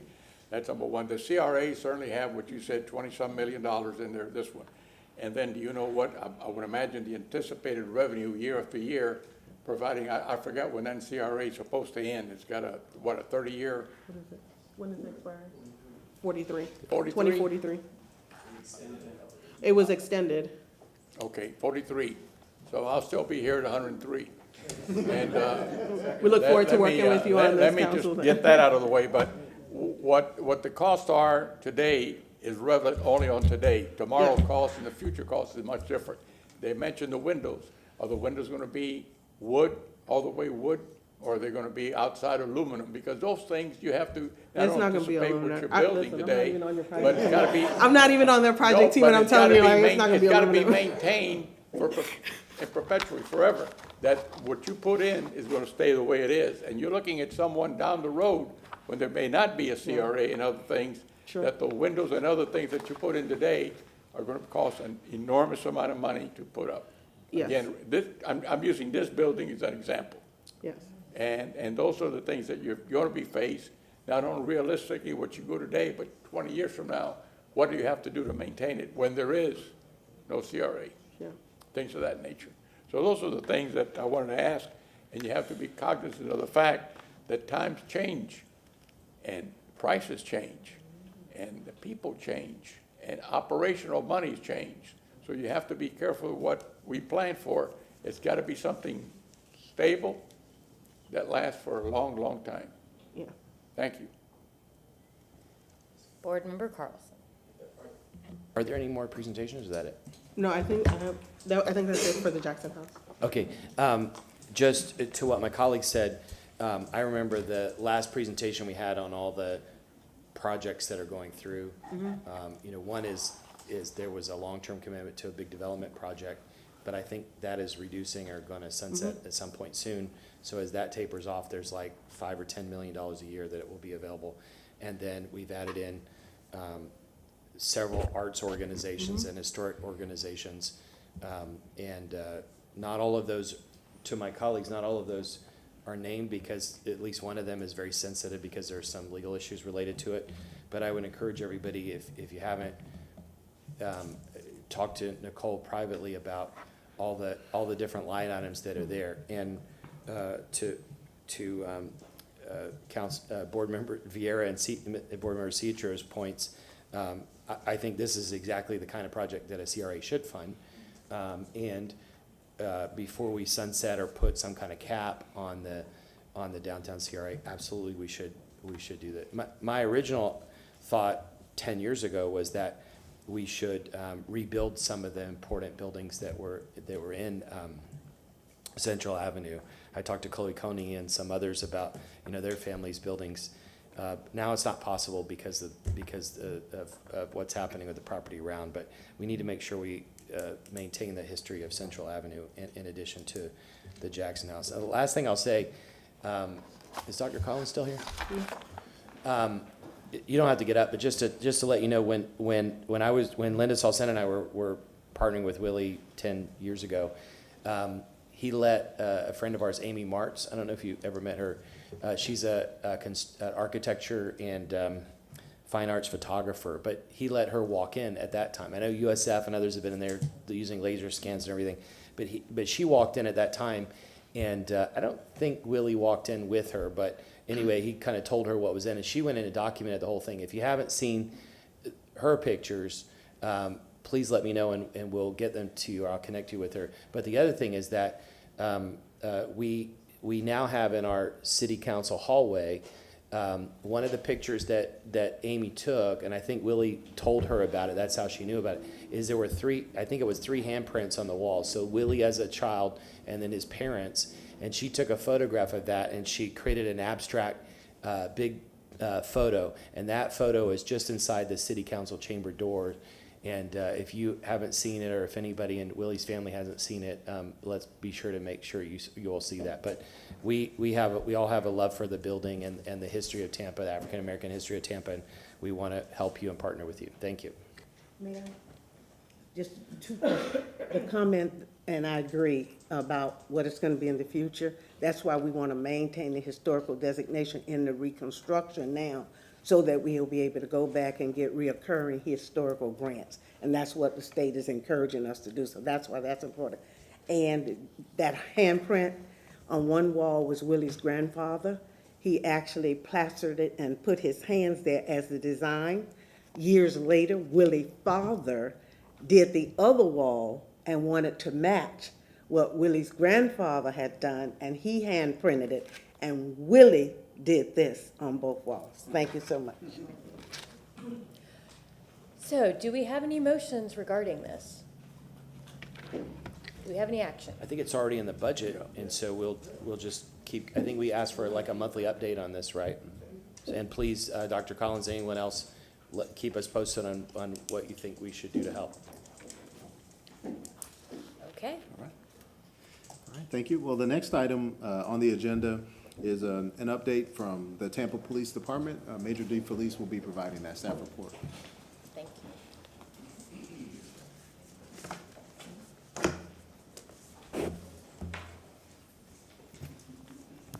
Good morning, Council. you. Good morning. Major Eric D. Felice, City of Tampa Police Department, District 3, here to provide you an update from our last meeting that you requested.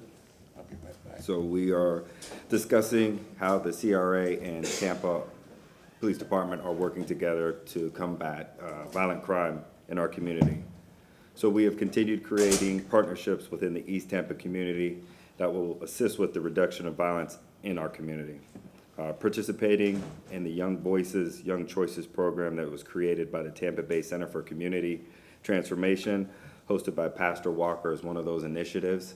In its infancy, they're bringing forth a program that involves taking youth from East Tampa area and putting them in the driver's seat, getting some community members, some clergy, as well as police officers to sit down, have just a discussion on how youth view the state of affairs, the violence in their community, what we can do better, and just set the course and give them a voice.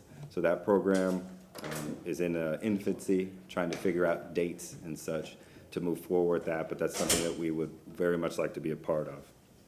To date, our officers have removed 501 guns from District 3, which is up approximately 85 guns from the same time period last year.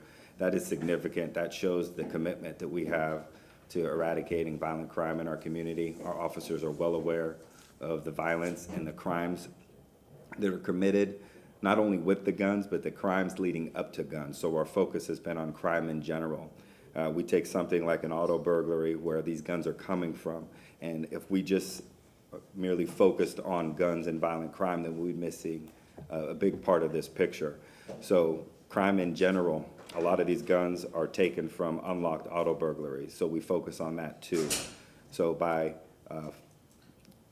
having that approach, that holistic approach, we are seeing a greater number of guns being taken off the street, and that is good to reduce the violent crime in the community. Our stay and play program have ended since school's now back in session, but the feedback was great. It was positive.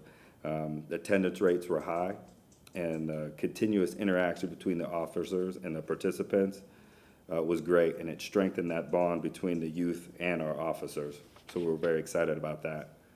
Our strategic enforcement units, our SEU units, our plainclothes squads, they're involved with the coordination of community events, and plans are in place for a trunk or treat event that we are putting on, which is a great idea, and it provides a safe location for children to enjoy the Halloween holiday. So we will have officers participating as well as members of the community. Officers will be able to decorate their trunks and hand out candy to a large number of children and provide that safe place, that safe environment for the kids. And that event is being coordinated by our SE units. We're also involved in hosting a Thanksgiving celebration at our District 3 station. Now, this event is put on and coordinated by Ms. Tanya Lewis, who I believe was honored here a few days ago. but she partners with us, again, to try to create that bond in the community. It'll be held at our District 3 location. Last year, I believe they served 500 to 600 people, not only police officers that are hungry on the holiday saying thanks, but members of the community. So that is a great program, and we're looking forward to do that and make that an annual event. Detective Curtis Williams, he also received an award for his actions. He continues to be a huge asset combating quality of life issues. His efforts have a significant impact on reducing violent crime in East Tampa. And as we stated, or as I stated before, about addressing all crime that might lead to violent crime, he does that. He addresses the slum and the blight in the community, making sure that problem areas are addressed and they're either handled by any way, the PNAB board, total destruction of, and addresses that are vacant lots are being addressed. So people in the community, when they call in, know that they have a voice for these quality of life issues and that someone's gonna go out there and take it seriously. He does a great job, and he is a great asset, and he helps, maybe not so much directly with the violent crime, but all these ancillary crimes that would lead to it. So he's wonderful. And the department's still working with our federal partners, creating workforce synergy to effectively engage the violent crime in the community. And what that means is we are taking cases federal with our partners. We are looking for ways to enhance crimes for those recidivists. What we see is a small portion or false segment of the population who is responsible for a very large percentage of the crime. So we're looking for any and all alternatives to not only hold those people accountable, get appropriate sentences, but also, on the flip side, if the diversionary programs that we have in place are appropriate, then we're also looking for that too.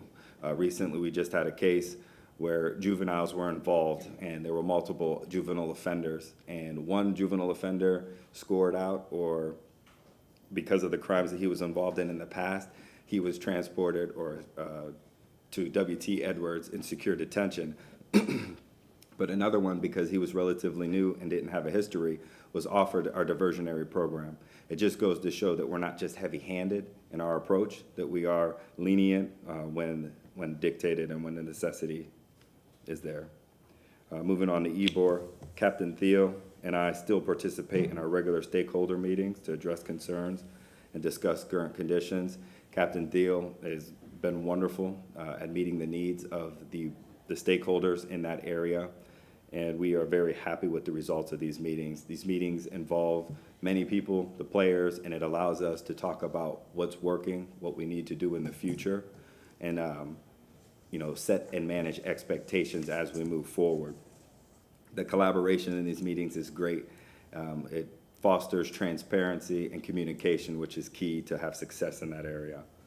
Our Ybor liaison position, we reinstituted that. So Officer Brandon Kane, his name was brought up as an officer that took a vested interest in that area. So everyone that we had spoke to knew Brandon Kane or Richie Mercado, and we were able to obtain Brandon Kane to put him in this position. And so far, he is doing an outstanding job. It's amazing what one person that is committed to the cause can do in that area, and we are seeing great results. He has been very beneficial to our mission and proves to be a valuable asset every day to the Ybor area. In addition, our ambassador program should be coming online soon, and we read about it and we see it, and I think it's great, but I actually was in another city at a conference, and they have that ambassador program, and I saw it, unfortunately, work right in front of me, where the ambassadors dealt with a situation, and they did what I thought and what we would want them to do. They handled the situation without police involvement, quieted down the situation, and got it to move on, which is exactly what we would expect when they arrive here. So we're looking forward to that coming online. The YCDC overtime project has resumed now that school's back in session. So what that does is put more officers in our entertainment district to deal with some of the problems that we're having. The Ybor camera project is moving along. We are going to be adding cameras to the system to help bolster that security. And we are upgrading the cameras now because our T&I department, the people who are putting them in, have identified an issue with the cameras, and they're trying to make them more compatible with a wireless system, which in the future will reduce cost and prevent issues of us taking them down to upgrade them later.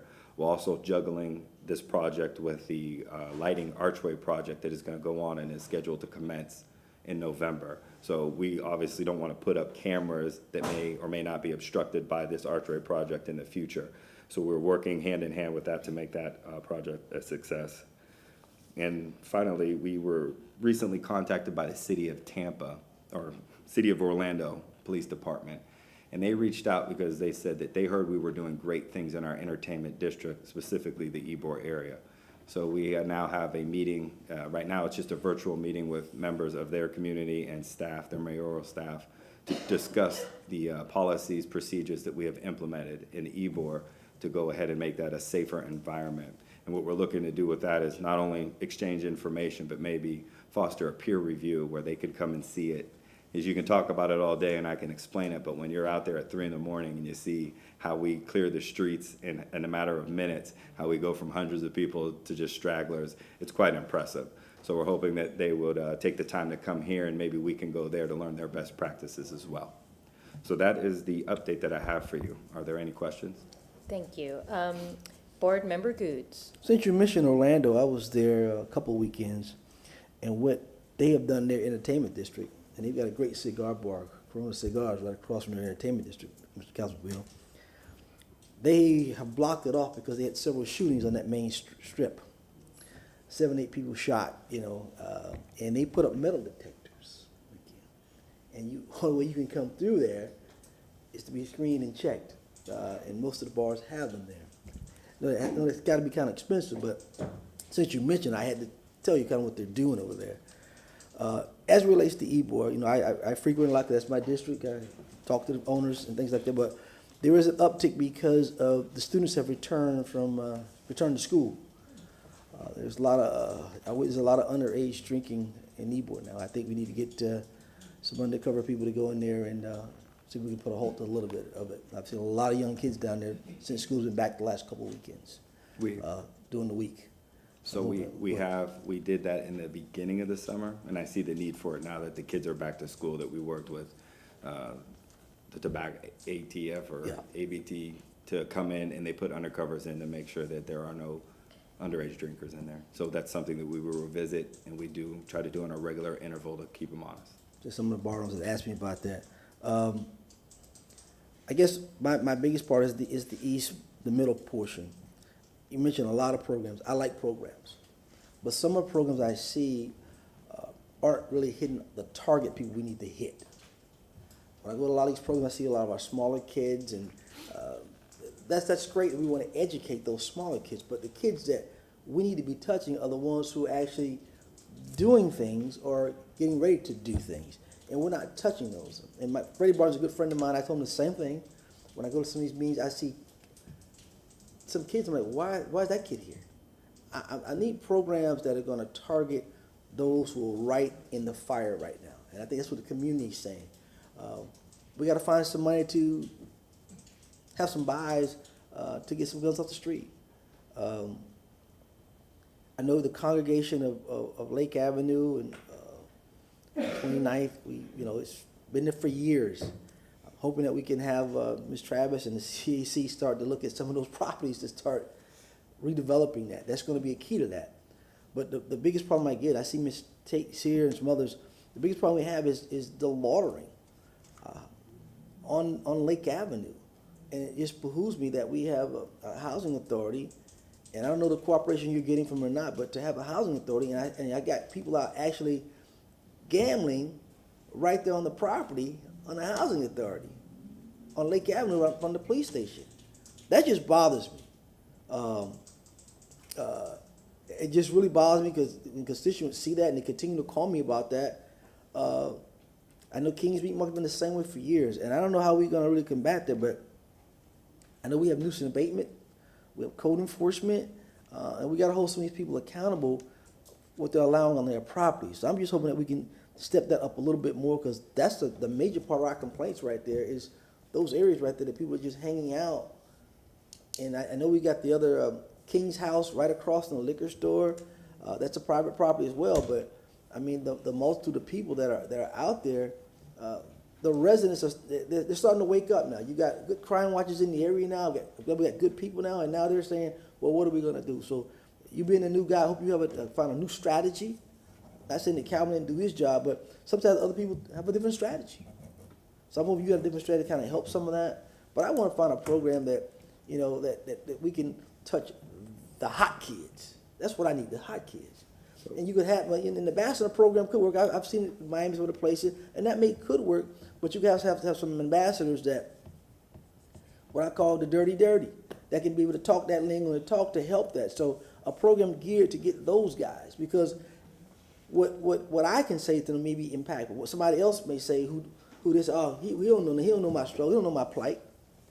But having a program that you have those guys who can deal with those young men and some women too, to get their mindset. And that's what I'm hoping to see in the future, those type of programs. And us finding some of this money or some of this money we get from confiscated stuff to be able to actually go out and find those U-Hauls that are coming in there selling these guns, because that is true. So hopefully you'll look at some new strategy, Major. Thanks. So if I may, the program that I talked about earlier is a program that is addressing just that, because the target audience is from 14 to 24. Typically, we see it stop at 18 years old when somebody is an adult. And the ambassadors that they're using for this program are from the city, members of the community that have been through it, that live there, that know. Particularly, we're working on an area, probably Belmont Heights, so we want to get a vested interest in that area and have people and members from Belmont Heights, as well as students that are identified from these ambassadors that are hand-selected from the community, to not the kids that are already doing well, but the kids that might be, iffy, or their relationship with the police might not be, what it should be. So that program speaks to what you're talking about. Great, and we're hoping that these first two classes or programs, that this will, catapult us forward on as we can go through and make changes to this, and this is a successful, endeavor. As in regards to Lake Avenue, I think that, being the new guy, yes, I was there as a lieutenant, and I think that the biggest thing that we need is the community support, because I hear what you say about the loitering and how bad it looks, and I personally have been there and run the people off and had a conversation like, why do you have to sit here? Why can't you go there? And it's, well, I get all kinds of reasons, and we keep doing the same thing, Groundhog Day, and we do it over and over. And when we do that, sometimes that same community will not support us in the cause that we have. So community support, knowing that we're there, not because we're trying to be, overbearing, but because the community is asking us to be there for them, that support would be great. So if we can garner that support, it will help us in our mission. Well, I think they hear you. They're here. I know you got 3 neighborhood associations in that area that are very strong, and they're vocal now about it. So I think meeting with them and getting their folks out there, and that way you have that they got your back. Yes. I think that's going to take a lot of strain off you. And I know we said, well, we don't want to go out of it, but sometimes we have to do sometimes to eradicate a problem. Yes. And when I look on the south side of the street on Lake, I mean, that ain't nobody property right. They just hanging out there. So I just look at, I support it. I'm always vocal about that. So you have my support on that. I don't care about no black, whatever. I care about cleaning that area up, and so the residents can be safe, because they are complaining now. They are woken now, and they are complaining now. What are we going to do? So you have my support on that. Yes, sir. Thank you. Board Member Carlson. Three quick questions.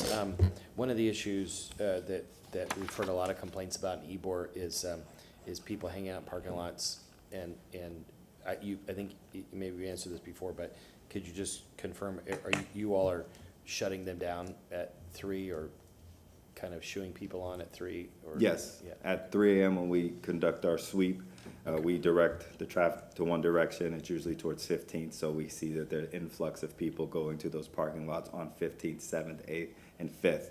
So yes, we have our officers there, and they will be in the parking lots with their lights on, so you see the visible vehicle there, as well as a large number of officers. We move them as we shift down with the people. We take those officers that were on 7th Avenue, and they flow with them into the parking lot areas and try to get it cleared out quickly, so we don't have the congregating, the loud music, et cetera. Great, thank you. And then,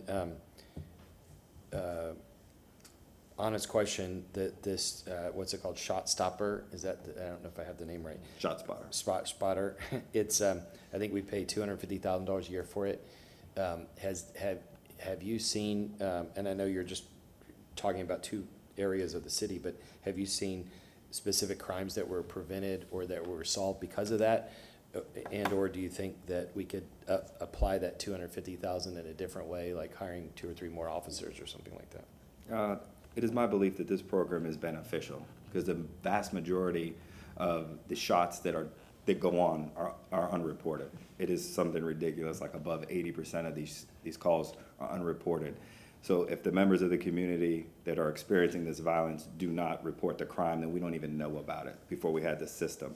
So now that we have this system, it allows for better response times, better recovery of evidence that's on scene that could lead to, helping solve crimes that may not have been perpetrated. Maybe a murder or something wasn't done there. But do you know of any, and sorry to put you on the spot, we can talk about this later if you want, but are you aware of any specific crimes that have been prevented or solved as a result of that?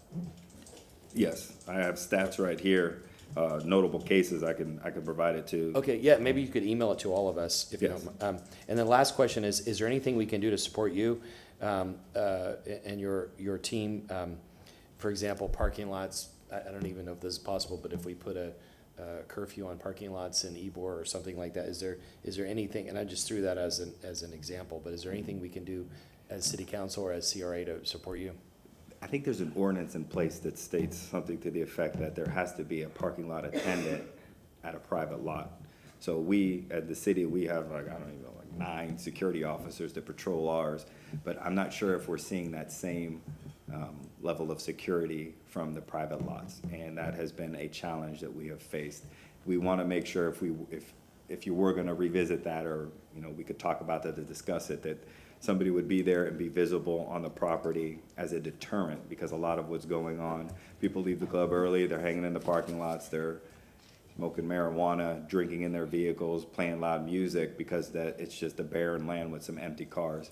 Having a visible deterrent there, even if it were a security guard, and there's options that we could discuss, would be great to help us in the crime fight. If you have ideas, please let us know. Sitting as City Council, we would love to support you all. There are multiple efforts to try to turn Ybor back into a community, and people will only do that if they feel safe. So, yes, sir. Thank you. Thank you. Board Member Citro. Thank you. Councilman Carlson, thank you for bringing that up. Even back when I was on the East Tampa CAC, there was always talk of that. Most of these parking lot attendants, once the parking lot gets full, they're gone. And I think our city needs to start enforcing that rule that a parking lot attendant must be there the whole time. Also, during my times on the Ybor City CAC, what time is shift change for TPD? At night or early morning? We have multiple. It really depends on the day. So because even though the bars close at 3 o'clock, there are those workers, and a lot of them happen to be female, walking to their car. And I'm hoping that the amount of police officers down in Ybor City doesn't decrease, so that those employees can feel safe walking to their cars. There are the shift that would handle that leaves around between 3:30 and 4 in the morning. So typically by that time, it's really cleared out in Ybor City, but those workers, depending on how long, the amount of officers would decrease because those people would go home, but the amount of people left in Ybor City is virtually nothing at those hours. But there are people, we do have our midnight shift units that don't get off till 7 in the morning, and there'll be a zone unit, possibly 2 zone units assigned to that area that would be there if needed. And I really haven't heard of any instances, but that's something we could definitely revisit to have, making sure that those workers are taken care of while they're going to and from. Thank you. Thank you, Madam Chair. Board Member Miranda. Thank you very much, Madam Chair. Thank you, Officer, for the fine work yourself and the department is doing, and we all appreciate it. The 501 guns that were certainly brought in through your efforts, it's a large amount, and more than likely there's 5,000 more to be found at any given place at any given time.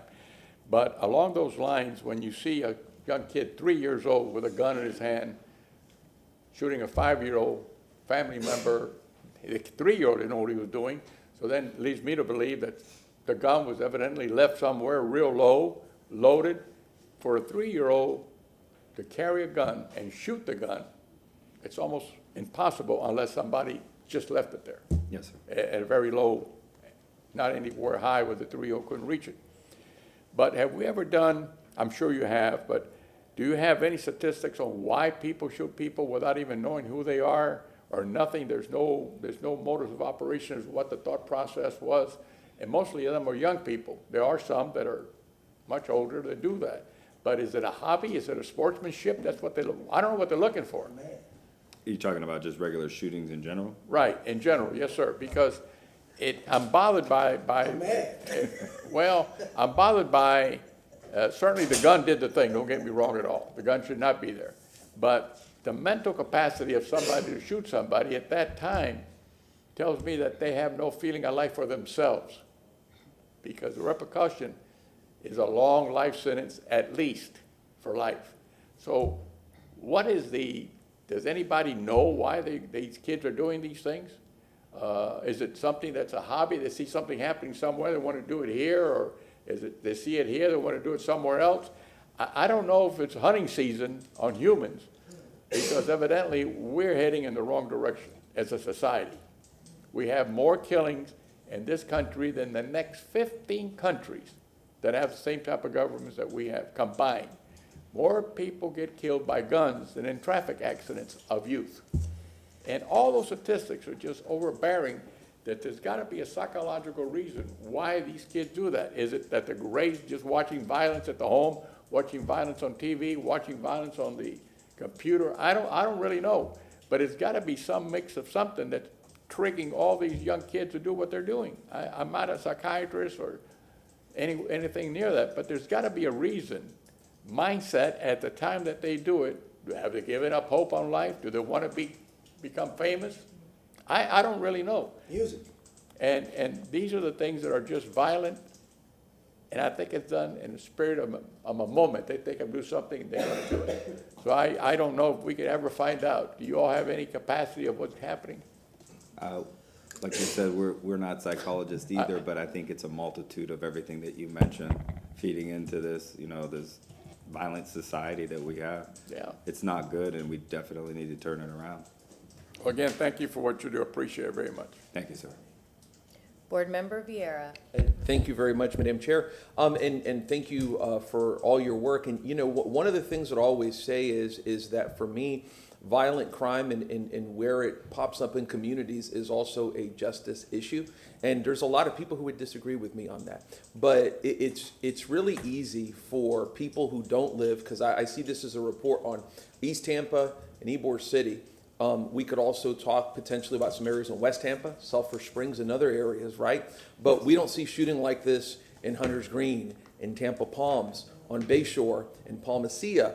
It's really easy for people who aren't in the middle of that, who have neighbors who are suffering like this, to put your head in the sand and not see that suffering, right? It's suffering that's done by communities that have been left behind.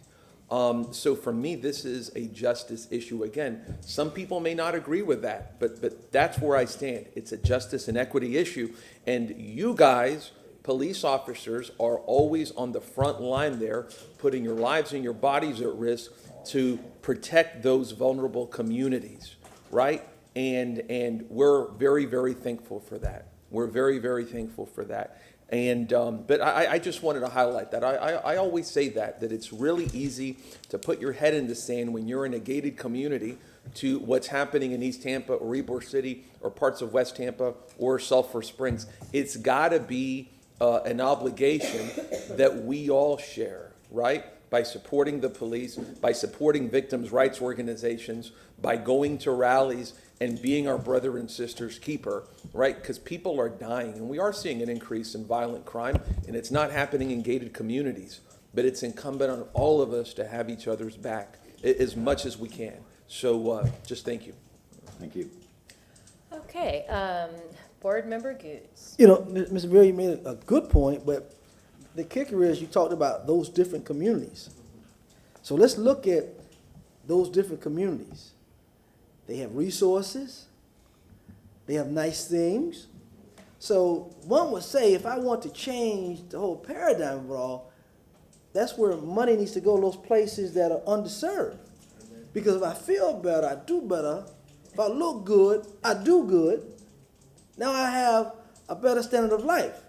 So those are wonderful things you put out. So if we could just reset and put those things into real practicalities, we wouldn't have a lot of gun violence.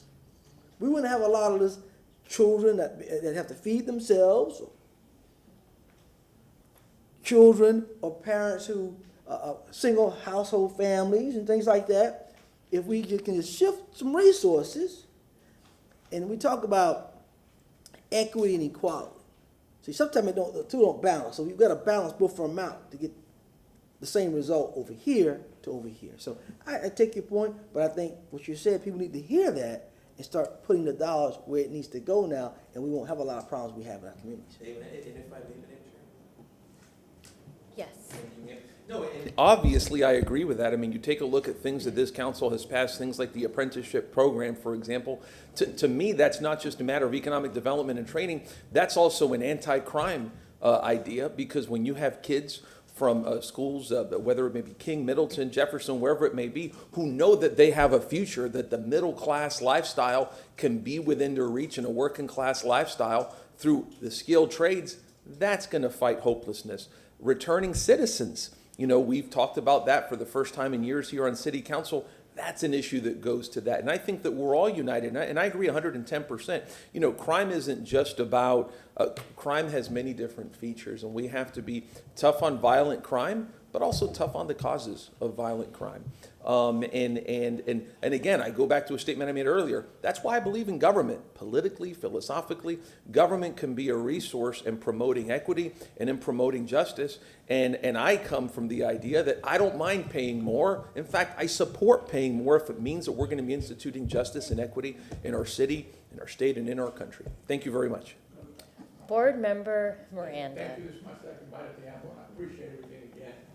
In fact, Mr. Riera, when he mentioned some things, most of the crime that happens in certain neighborhoods of higher income, the homeowner is liable for some of the fault. 70% of those crimes, the door to the car is not locked, the windows are down, and the keys or the clicker to the garage is in the car. 70% from the latest statistics that I saw some years back. So in other words, we have to train the people who live there also to make sure that the car is locked, not that they're not going to break into the window or something, but at least there's the alarm will go off. The alarm is not going to go off when the door is not locked. So we have to train not only the ones that are doing it, but the ones that are becoming the victims, because it's got to be told, the story, to them day in and day out. You got to do it 3 times. You got to see it, read it, and understand it. And that's what you guys are doing, and I appreciate it very much. I'm gonna have less word and say, it's all about the housing, folks. It's all about the housing. Matt does a lot of work to make communities safer. And I want to say thank you. Madam Chair, if I may. Absolutely. I'm playing. I'm fine with whatever. But I do just want to say thank you for the incredibly detailed report about what you're doing in an area that really needs a lot of attention. And I appreciate how not only were you able to give such a detailed presentation, but you were able to answer questions with statistics. And we really appreciate that. It shows just the great work you're doing and in the new job you have. So congratulations and thank you. And Board Member Goods, did you have anything that you wanted to move forward? Okay, thank you so much. Have a wonderful day. Appreciate it.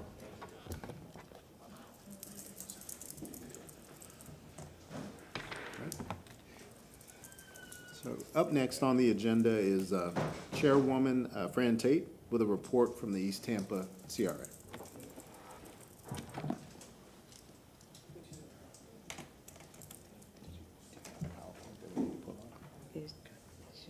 I believe we have a PowerPoint we need to pull up. There we go. It's up.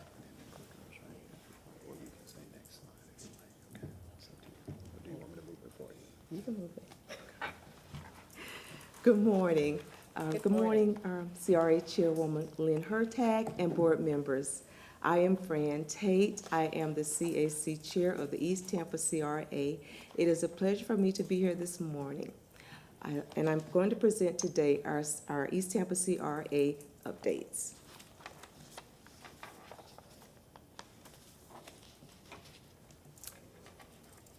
The update will include the following listed items. Oh, please forgive me. I want to first commend all of you for the previous discussion. It is so much needed. Gun violence within the community of Tampa, Florida. Please keep up the discussion and allow us to discuss it with you. We have to keep that dialogue going because it is real, it's happening, and it needs to end. Thank you so much. The updates will include the following listed items. Next.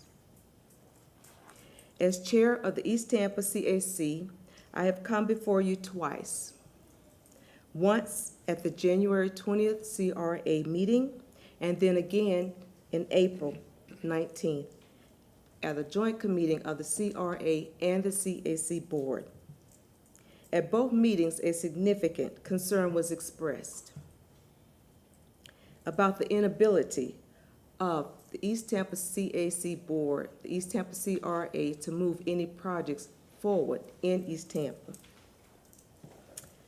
I was very proud to stand with the two former chairs and the CAC members, as well as the East Tampa community. We came united in our comments and requests, not so much complaints, but comments, requests, bringing an awareness, asking you to please assist us in moving our projects forward. We had an eventful year, and in this presentation, I will share the highlights and future events. I'd also like to say that I have one of the CAC chair members here with, well, committee members with me here today, and I'd like for her to stand. Natasha Goodley is in the audience. Next. Walt Disney once said, "The way to get started is to quit talking and begin doing." And with this quote in mind, when I was elected chair, I actively recruited and appointed subject matter chairs to the East Tampa CRA subcommittees. Each subcommittee has successfully proposed, developed, debated, and presented excellent programs for the East Tampa CRA. Next. As you can see, the subcommittees are very engaged. Aesthetics and Beautification is chaired by Ms. Denise Matei James. The Public Safety Committee is chaired by current chairwoman Rhonda Ellis. The former chair was Chris Gallagher. Chris had to step down due to work conflicts. Our current housing chair is my vice chair, Dominique Cobb. The former chair was Mrs. Vanessa McCleary, and we thank her for her service. Next. The chair of Health, Education, and Social Services is Mr. Harold Jackson. And I just want to highlight a previous event that Harold and his subcommittee put together. It was the first annual East Tampa Health and Nutrition Community Fair. It was well attended by the community. We had a plethora of medical and social services providers that came out and just offered their free services to the community. We're actively planning for the second annual Community Health Fair, and we invite all of you to attend when it is developed. Next. The chair of Land Use is Mrs. Kimberly Hedlund. The chair of our Evaluation and Planning is Attorney Clinton Paris. He also sits on the CAC board.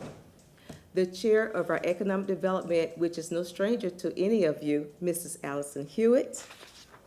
And also the chair of the Membership and Community Outreach is Ms. Makila McCaskill. I also would like to highlight Ms. Keela McCaskill's development of the Community Unsung Hero Award. This award is given to a community member or members who go above and beyond the call of duty to serve the members of the community. Next. The East The East Tampa CRA has a plethora of programs which are fully committed to their complete success. As you can see by the information provided, I am pleased to report that East Tampa CRA is now moving forward. Next. A special thank you to our District 5 Councilman Orlando Goods, who led the charge in the Senior Center project.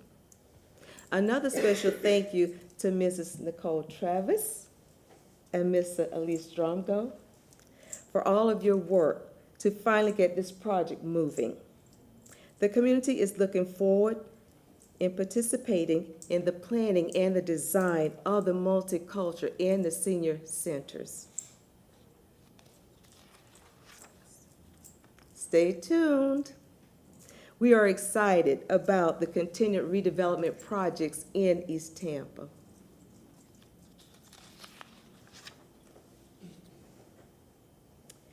Thank you for listening to our concerns. The change in leadership has helped begin to move things forward in East Tampa. The East Tampa CAC requests that as you select the new CRA director, please maintain the focused assistance to the East Tampa CRA. The East Tampa CAC also requests strong and efficient contract management of the East Tampa CRP update.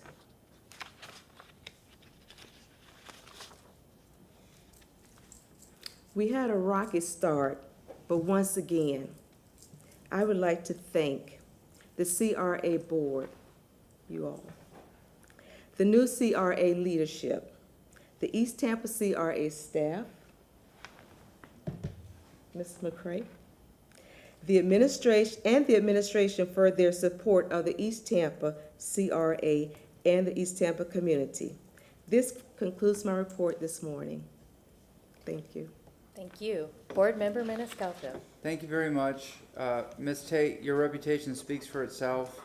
You're a leader in this community, and the people that are here with you, Natasha, Allison, and Keela, are all leaders in the community. I've often said that East Tampa is the land that time forgot. Yes. Because for decades, it was always on the back burner. If it was even on any burner, because the rest of the city was prospering while East Tampa was staying behind. However, we have a great council member and Councilmember Goods and his predecessor, Councilmember Reddick, which I had the pleasure of working with for 4 years. And everything that you've shown, there's a lot happening in East Tampa. There's a lot of momentum, and this is just the beginning. These projects are going to trickle down into inspiring more to happen to this community, where East Tampa no longer is that land that time forgot. You know, the city limits don't stop at the interstate. They go all the way to the end, and in that there's prosperity as we lift the community up. You talked about the health fair, the first annual? Yes. We have those throughout the city of Tampa, or events similar to it. You know, West Tampa, South Tampa, Ybor City, whatever it is. But now you say the first annual in East Tampa. Basic things that bring the community together, that connect people to the resources that they need. Stuff like this is what works and is what inspires for other programs and events that take place like this. So East Tampa has that sense of community and togetherness, knowing that, you know, we're in this together and we're going to all lift each other up. The presentation, you know, it spoke for itself because you highlighted so many things. You know, when people say nothing's happening in East Tampa, you showed, and this is just a sample, because there's a lot going on, and these are big things. Councilmember Goods was instrumental and a leader for the community center. For you know, that was a huge win, and I can't wait for that to come to fruition. But everything else, big and small, that's happening there, it's the catalyst that's going to move East Tampa forward in ways that we maybe have not seen in the past. Yes. And I think it's a new day for the community, and I think the best is yet to come. This is we're at the appetizer. We haven't gotten to the main course, and there's so much good coming. So thank you and everyone involved for their leadership. Thank you. Thank you, sir. Board Member Goods? Well, like I said, and I said all the time, you have to experience things to get an understanding to make things move. You have to have people in position who know the subject matter. And as you can see, we have people now in East Tampa on the board that are subject matter people that know, and they can't be BS'd anymore. When someone tell them no, they ask question why and bring the facts of saying yes, we can, because there are rules in place to say we can do this, not that we can't do it. So I'm grateful that we have people in position who have the intelligence to question why and why not. And we're moving now. And I'm thankful that we have a board now who understands, because it takes votes sometimes to get things moving. So I thank them for their leadership to understanding, and me asking them to go and experience and look and see for themselves. No different than Kid Mason when we got that approved, because that place is horrible. To understand what is going on and have leadership to move. You know, we had Miss Goodley, we had Miss Burton, and we have you, Miss Fran, that you question. And before we didn't have that. We just had people that go along, get along, because they just wanted to be on a board and just say, well, I'm serving, which is good. But to serve, you have to serve with a purpose. You have to serve with a purpose and have goals and achievements in mind. Like I tell people, it doesn't matter if I'm reelected or not. I can walk away with my head just as high. I said, I serve my community no matter what. And those who didn't like me, fine. Those who do, I'm grateful and thankful that you gave me an opportunity to serve. So I don't worry about the small things. I worry about the big things that's going to get a community moving. We have Mr. Drumgo and Ms. Travis here. And I tell people they get it because I'm sure they've lived it before. So they understand the importance of making something move. They understand it. And they're not afraid, because like I told a person the other day, I said, you know, if Ms. Travis was to ever push back on the administration, there'd be 20 to 30 phone calls waiting to say, we'll take you. There'll be 20 to 30 calls, we'll take you. Because we know she can get the job done. And she's going, and Mr. Carl said she's not going to be afraid to tell us the truth. Amen. And that's all we ask. If it doesn't fit, it don't fit. So I thank you for your leadership, and again for your board. I know y'all now coming together. There's gonna be some changes coming out with the retreat that's coming up. So more and better are coming, and I'm just grateful for your leadership. Yes, Board Member Carlson. Much happier to see you smiling this morning than before. And thank you for your leadership. Thank you to Ms. Goodley for her leadership, Ms. Burton, and all your board members, also Keelan, Allison, everyone else who's here today. You have the your East Tampa, your CRA district, you have 100% support on this board. And I'm sorry that it took so long for us to be able to deliver the services we need. We were all united in trying to deliver it, and unfortunately, it took 3 chairs and then the unified voice of 3 chairs to make a difference. But that voice was loud and clear, and we're getting things done. But please let us know what we need to do to continue to support you. It's, as my colleague said, this area's been neglected for too long. This area has an important and rich history and culture, and we need to be supportive of the members of the community in determining their own destiny going forward. Thank you. Absolutely, thank you. And I just want to say, to echo what Ms. Goodley said earlier about the fact that the programs that you all have instituted in the East Tampa CAC, a lot of them are now being looked at and possibly replicated in their own way by other CRAs in the city, and you should be incredibly proud of that. We don't talk about that enough, and I just want to thank you also for having, we're having this discussion about affordable housing, and you along with the West Tampa CRA have put money toward affordable housing. That's just something that you've done as part of what you do, and so I just want to say thank you for that. Others have put some money in, but it's been a focus of your community, and I just want to say thank you for that. Thank you for this update. Thank you. Thank you very much.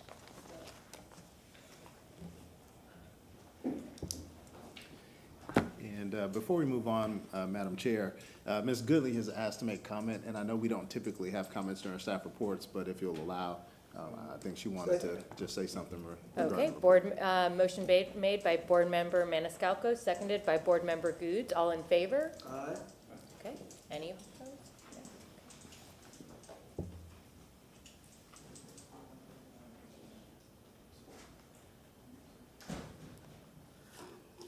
I kind of wanted to just tie in to the Jackson House since I was mentioned during that time, as well as what's happening in East Tampa.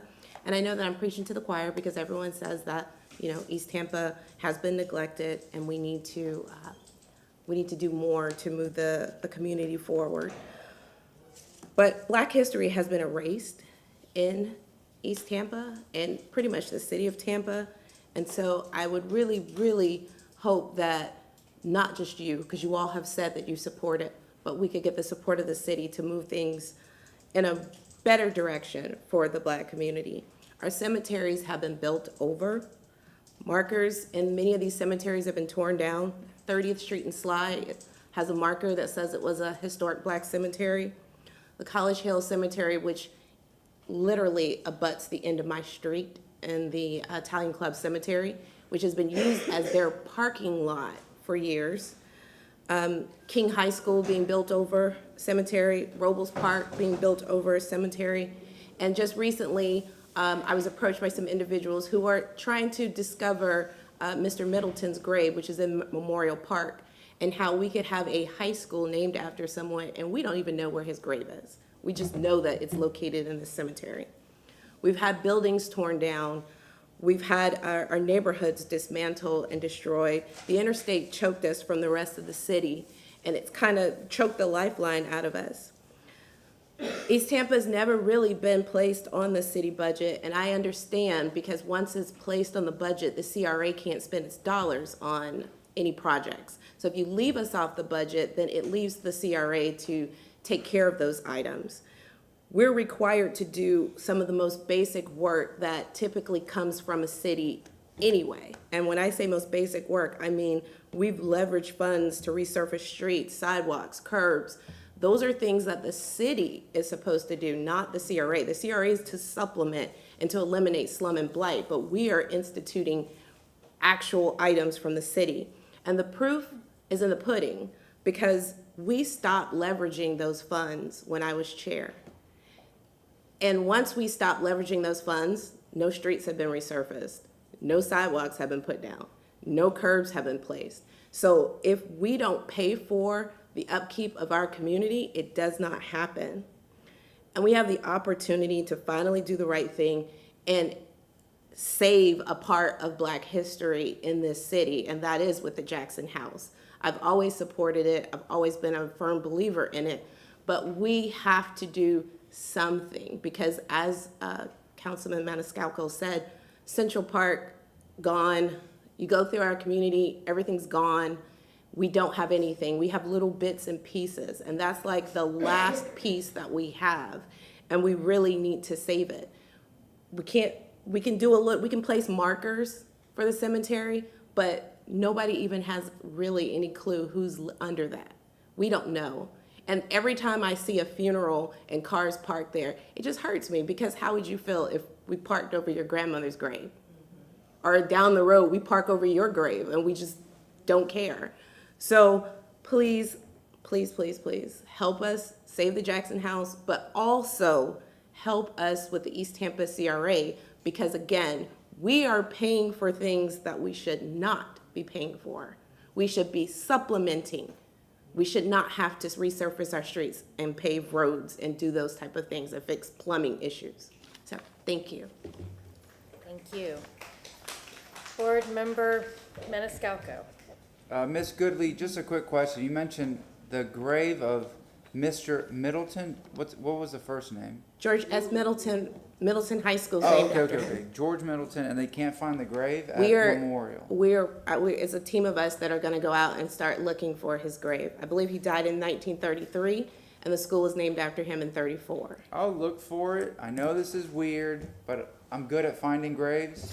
and I actually found an unmarked grave of a historic, not a positive historical figure in Tampa, but let's see, if there's a marker, you know, I don't know, even if it's overgrown or it's sunken, I'll look, you know, I mean, it's of importance because I know where you live, by the cemetery, the Italian Club Cemetery, the Armwood family is there, and that's another school, Blanchard Armwood, that's with the bust on the Riverwalk.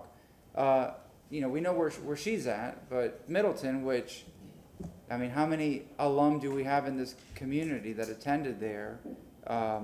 You know, we should know where the gentleman is buried. So, I'll go out and look for it. I mean, I know you all are, but if I find it first, I'll let you know. Thank you. Thanks. Yes, Board Member Carlson. Yeah, the point, you mentioned a bunch of good points, but one was that it should supplement the city budget, not replace it. And I just had that conversation with Ms. Travis yesterday, and I'm assume my colleagues have, because we've heard it from lots of people, and it is an important thing. Unfortunately, the budgets allocated for roads are nothing throughout the whole city. I think the whole city sidewalk budget is $600,000, so we're hearing complaints everywhere on that. And if all of our transportation goes through, we need to please make sure that we sit down and make sure that every part of the city is at least treated equally, but that we fix the long neglect that is in some areas. But the other thing you mentioned is Black history, and we spent a lot of time talking about Jackson House, which is even one small part. I could make a motion, or Mr. Goods can make a motion, but it would be interesting to have you come back, or somebody come back, and just make some additional suggestions to either the CRA board or the city council board in a workshop on what else the CRA board or the city council could do to support Black history. I know there's an effort, Commissioner Myers has an effort to create a museum, and there's efforts to try to set up galleries, other spaces for Black artists. There are a lot of different movements going on, but we need to make sure that we capture the history that's out there. And just one idea that didn't cost very much. I worked several years ago with the Florida Humanities Council. I put together a thing called the Jose Marti Trail in Ybor, and we got Gary Mormino, a historian on Ybor, to write it, and a Cuban American actor who portrays Jose Marti to record it. And I think it was only $5,000, but now anybody can come to Ybor City, get a free walking tour from the Humanities Council that's among like 30 of the walking tours, and they can walk around listening to Jose Marti tell the story of the places that he visited and worked in Ybor. And it's just a small idea of bringing history to life, but we need to, I know there's some great people that have given me tours of East Tampa, and we need to make sure that we look at all the different angles to maintain that. So do you want to make a motion? I'd like to make a motion to put on the November CRA board, if you're willing. I'm willing. To have Ms. Goodley come back and just give us some suggestions on how the CRA board could support teaching and remembering Black history. So I have a motion from Board Member Carlson and a second from Board Member Goods. All in favor? Okay. Thank you so much. That's November 10th.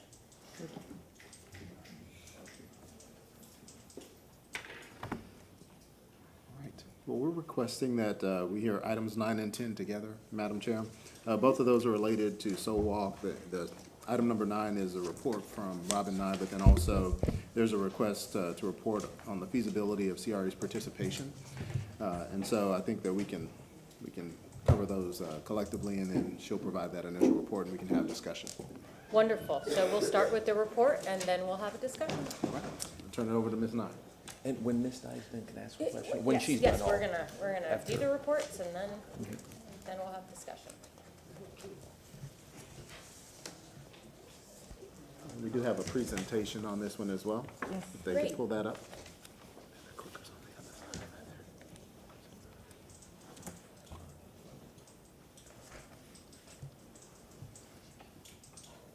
Good morning. It's a pleasure to be here, and I am here today to talk with you about items number 8 and 9. And even though I know you have seen some time ago this presentation, it is updated, and I've got a little bit more information about it to share with you and explain about our educational component to it. Soul Walk is it's in development. It is will be Tampa's African American Culture and Heritage Trail. It really is unlike anything that I have seen in regards to looking at different types of projects here. Sorry. So, and I also want to stress why the term soul. It really comes out of the utmost, deepest respect for cultural traditions. It is intended to honor our ancestors, and that is the ancestors within the city of Tampa and beyond, and to open the door for dialogue with our neighbors. This is a project that has been in development, as I think you are aware of, for a couple of years now. It has been very slow and methodical because there is so much. And we do take it very seriously as a heavy load of responsibility to make sure that we hear everything that we should hear, that we talk to everybody, that we bring in the talent that we know that is here to help us shape it, tell the story, and that we really try to have something for everyone. We have looked at a lot of benchmarks in terms of different types of trails. The one that we think is really has a lot to offer, there's two here that I really want to point out if you're interested in taking a deeper look at. One is Washington, D.C.'s African American Heritage Trail, which is beautifully done. It's themed. There's a wonderful website that goes to it. It's also tied in with economic development, which I think is critically important to get into the neighborhoods and such. And it is just very, very thoughtfully done. It includes the museums, the cultural institutions, very similar to what we're looking at. Muscle Shoals is another good example, and that because it is a cultural heritage area, and it looks more broadly at different types of cultural heritage and how you can experience it and move through it in cultural heritage tourism. So we are looking at a number of processes, a number of examples, and so on, and this is really what we want the program to do. We want the communities, and we really are trying to touch as many neighborhoods as possible. We want to create a feeling of reconnection, resiliency, recognition. I know I don't need to read this, but it's just so important that we do it right, that we move through the arts, and that we provide access for people to connect.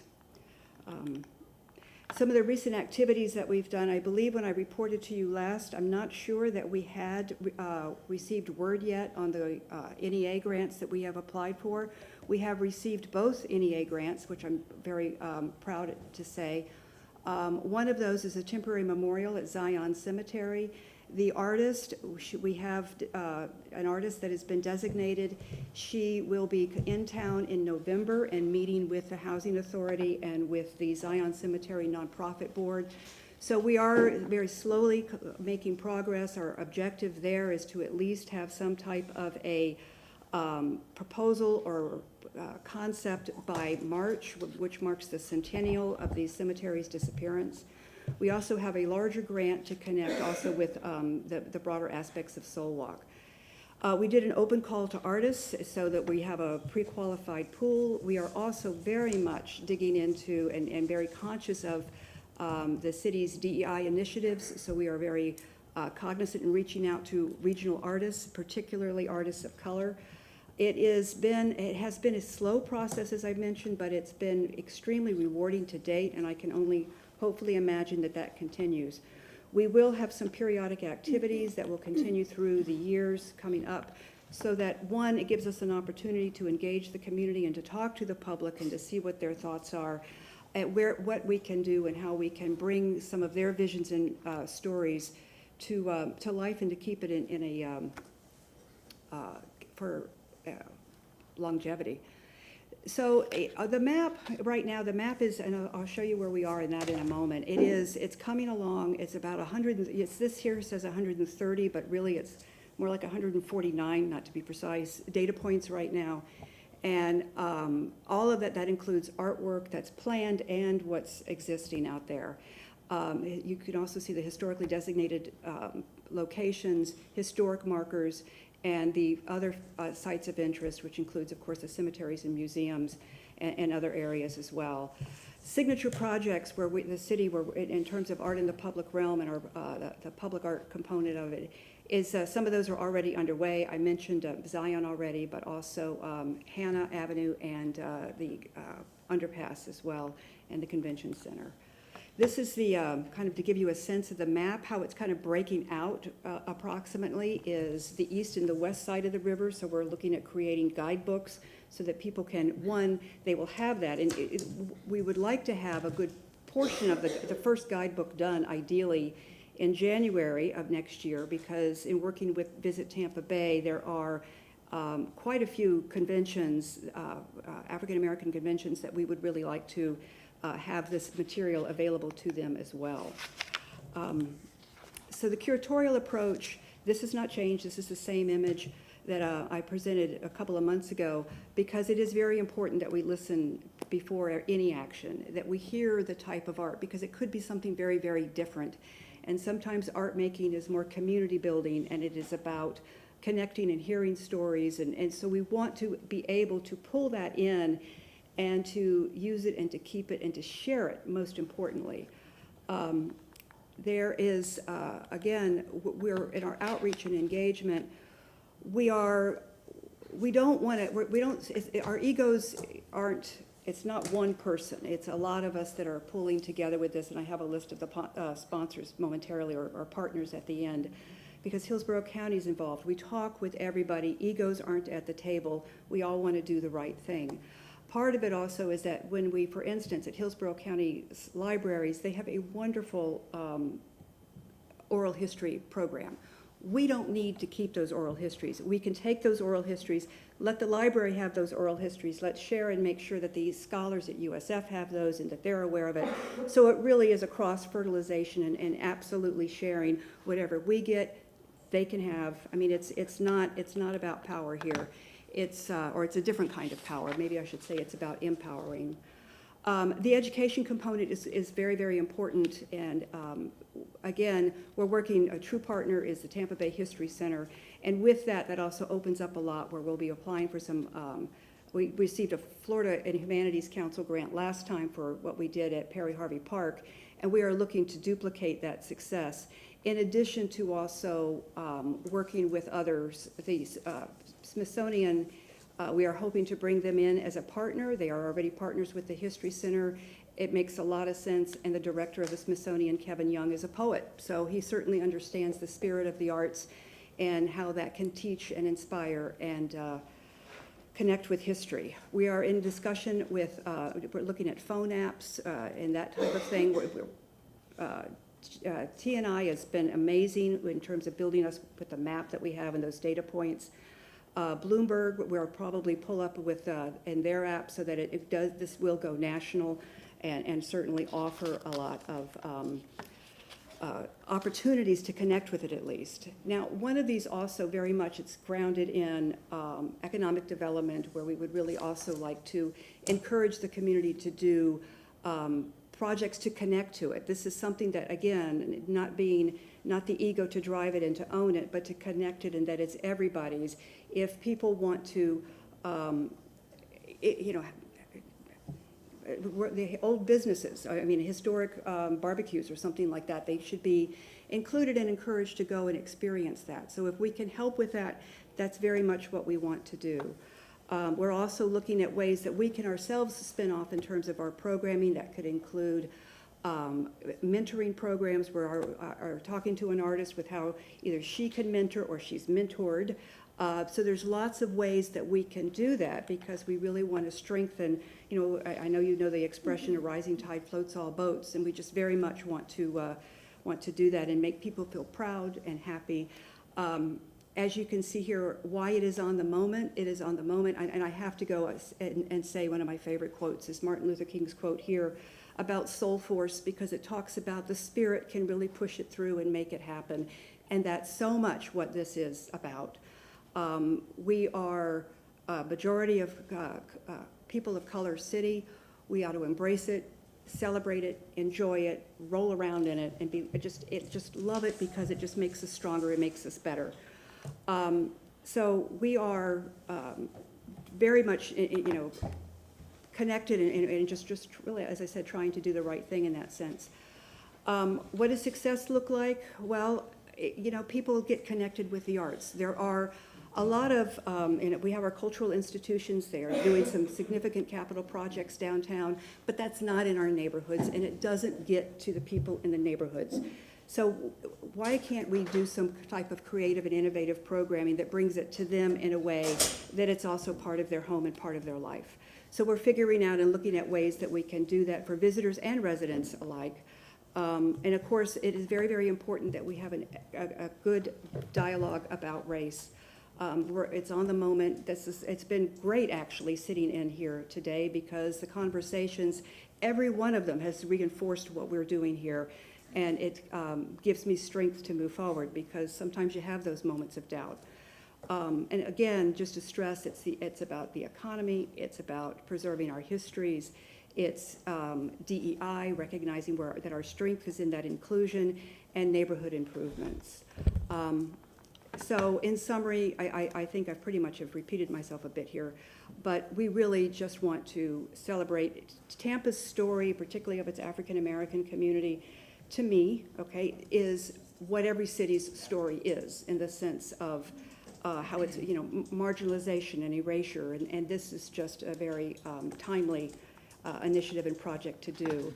Lastly, I do think, and I'll show you the list of partners momentarily, but I do love Quincy Jones's quote. I just have to put that out there, because, it is, I've always thought that a big laugh is a really loud noise from the soul saying, "Ain't that the truth?" And I think, how many times have we all felt that? So with that, I am here for to answer any questions you might like. Just a quick little map here, of showing you, this is a broader view. It doesn't get into the minutia and all the details of it, but it does kind of give you a sense of the steps and the complexity of it. And I do think it's it is accurate to say that at the same time you're doing steps 3 through 9. So there is a lot going on and a lot of coordination, because it is connecting and making sure that to include it, you need to back up on all those steps. And here are our list of our partners confirmed to date. So it is, we are working on building broad community support. It has been well received everywhere that I've brought it up. We have a great team, and I'm here for any questions. Okay, Board Member Maniscalco. Thank you very much. Can I go after him? Thanks. So I serve on the board with you, the Arts Board for the City of Tampa, and it's always a pleasure. We have wonderful meetings and discussion. You do a wonderful job, and you've been involved for a very, very long time. History is so important, and we've talked a lot about history today, and you were very specific with the Soul Walk. And the reason I say history is important is because it's the character of the city, of the community, not just, because I say this often, so many new people are moving to Tampa, and they see Tampa now, and they go, wow, Armature Works and the Riverwalk and Ybor and this, but it wasn't always like that. Things have changed, and at the same time, as things change, history, things get older, whatever, things pass by, but when we preserve our history, and the reason I say this is, to those people that are new here, and they say, wow, the Riverwalk is great, and I love downtown Tampa, and I love this, tell them, we have to teach them what was there before, how Tampa has changed and evolved. Take them through all the communities and teach them the history and the stories. When we look at other cities, for example, Rome. Rome is the capital of Italy, fine. But we talk about ancient Rome. We talk about history from 2,000 years ago.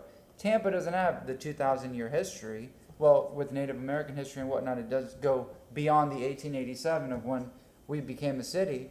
But that's the identity that they have. Or you say Paris, or you say London, or you say all these major cities throughout the country. New York City, the great American city.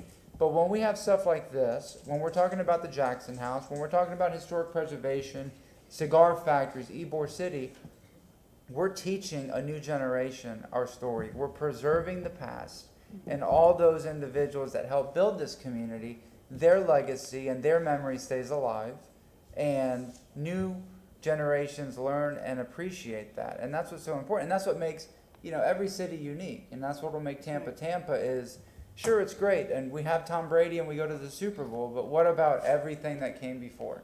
It's important to keep that alive, and this helps that, and it's a wonderful project, and we really appreciate it. Thank you. Thank you. Board Member Vieira. Thank you, Madam. I appreciate that. I wanted to just share with the public, the kind of person you are, and I may make you uncomfortable, and I'm sorry, but we've talked a lot about this, and this is something you really do from the heart. Number one, you're a public servant, and what you're doing really is public service. We've talked a lot about this. We've met that it really comes from the heart. This isn't something that somebody put on your desk and go, hey, do this, and you're like, oh man, come on. No, this is something that you did because you've really got a heart for this, like you do. And I'm so glad you talked about what the term soul walk means, which is soul, talks about the soul. Because, for me, endeavors like this they can be interpreted. Obviously, it's secular, but there's also a religious potential component. There's a spiritual component to recognizing history that has been erased, recognizing people who have been erased. There's a real spiritual component with that. I remember in the EGI project we worked on, we part of what the Equal Justice Initiative has folks do is to take soil from where lynchings occurred and bring them to Montgomery, Alabama. There's something spiritual about the soil. There's something spiritual about forgotten history.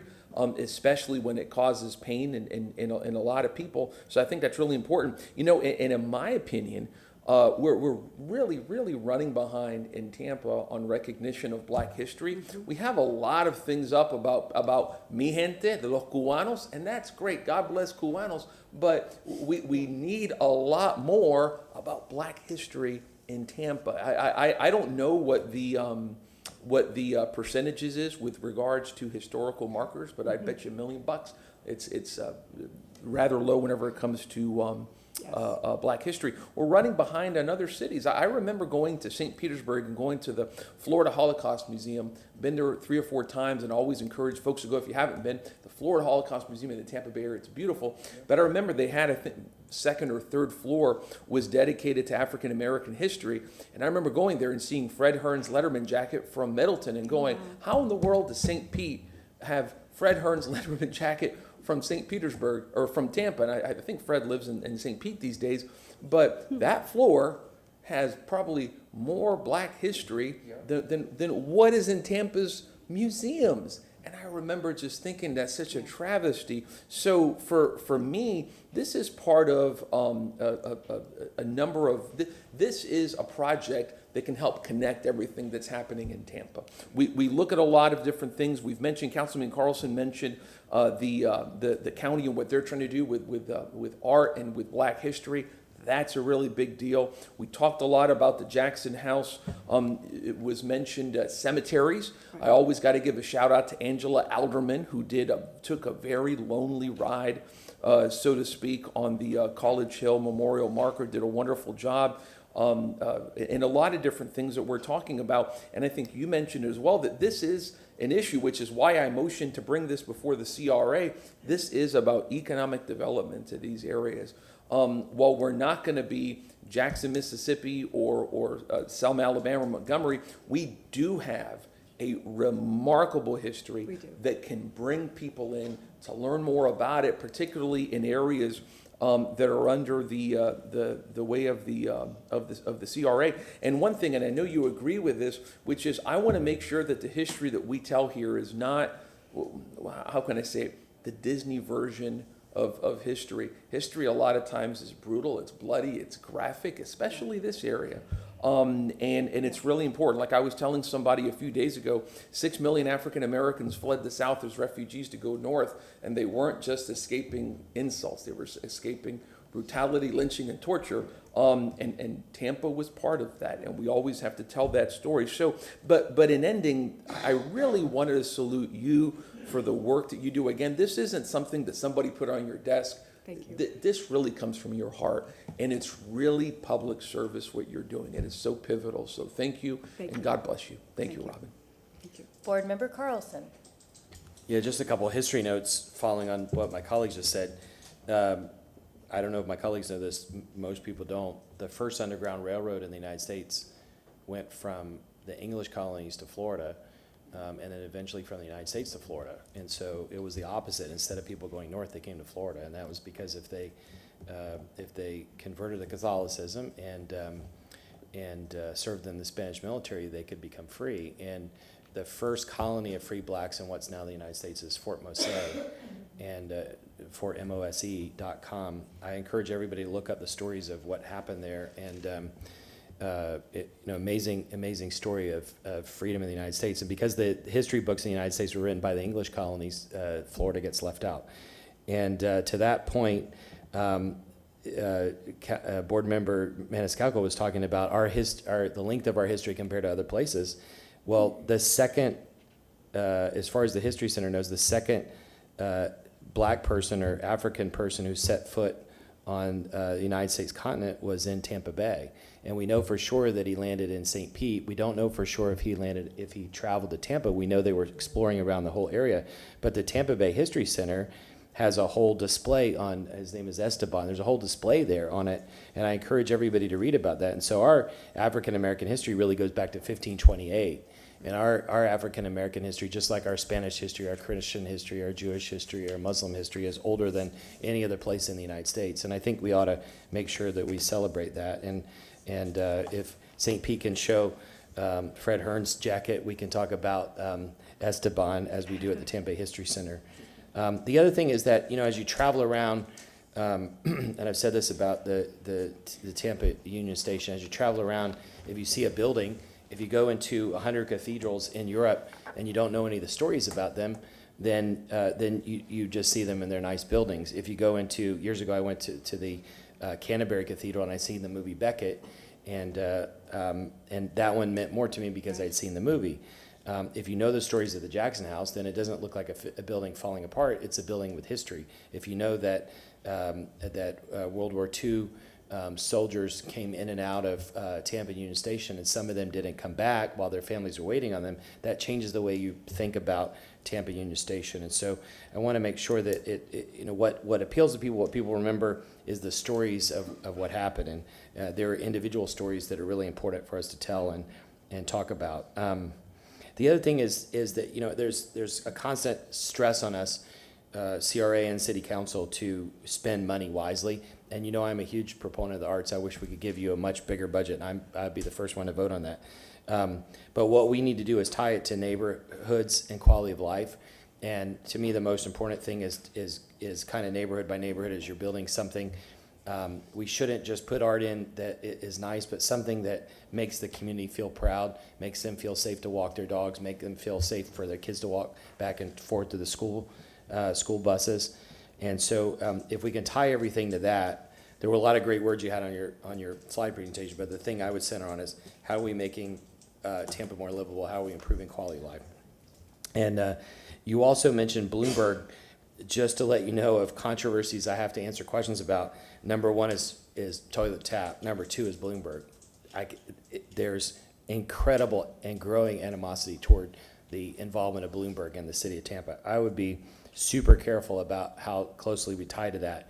If you want support from other parts of the city besides East Tampa, I wouldn't tie that closely to it. When I did the Jose Marti Trail app, I partnered with the Florida Humanities Council, so now it's on their platform, but that platform is also part of international free walking app platform, and they post it in lots of places. I would find, if you do an audio tour, for example, I would go to the platforms that people use already.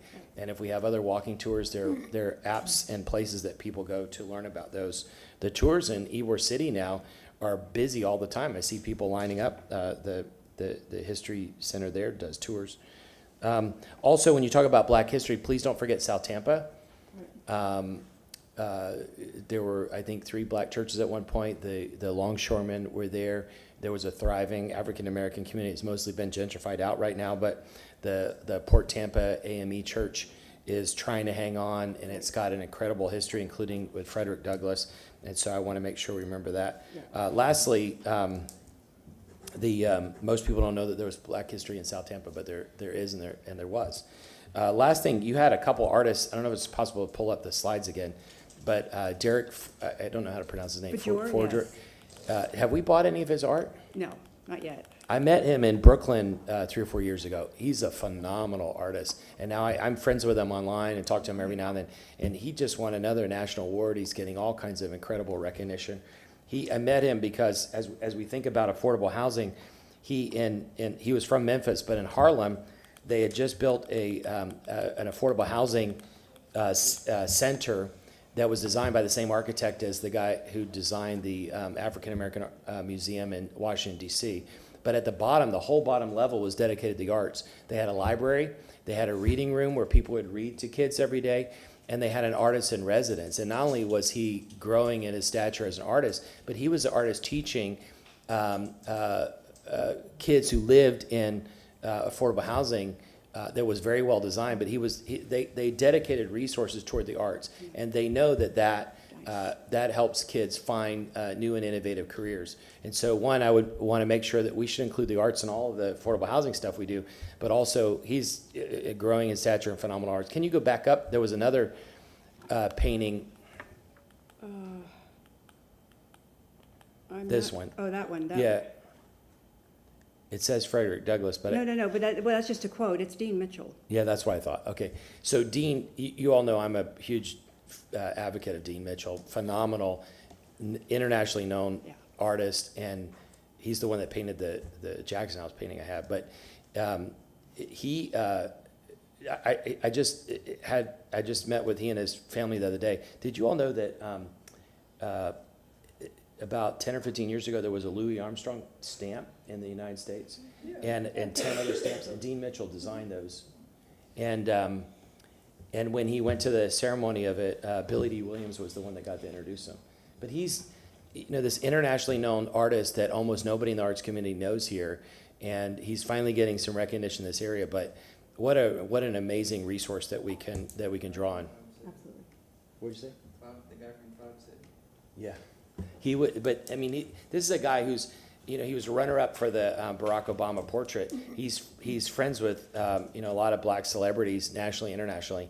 But he's a really incredibly known artist. And we also have Yala Ford and Anika and a few others that are gaining in prominence. And we support these artists. We're lucky to have them in our community, and we should make sure we celebrate them and work with them to inspire other kids to get involved in the arts. Thank you.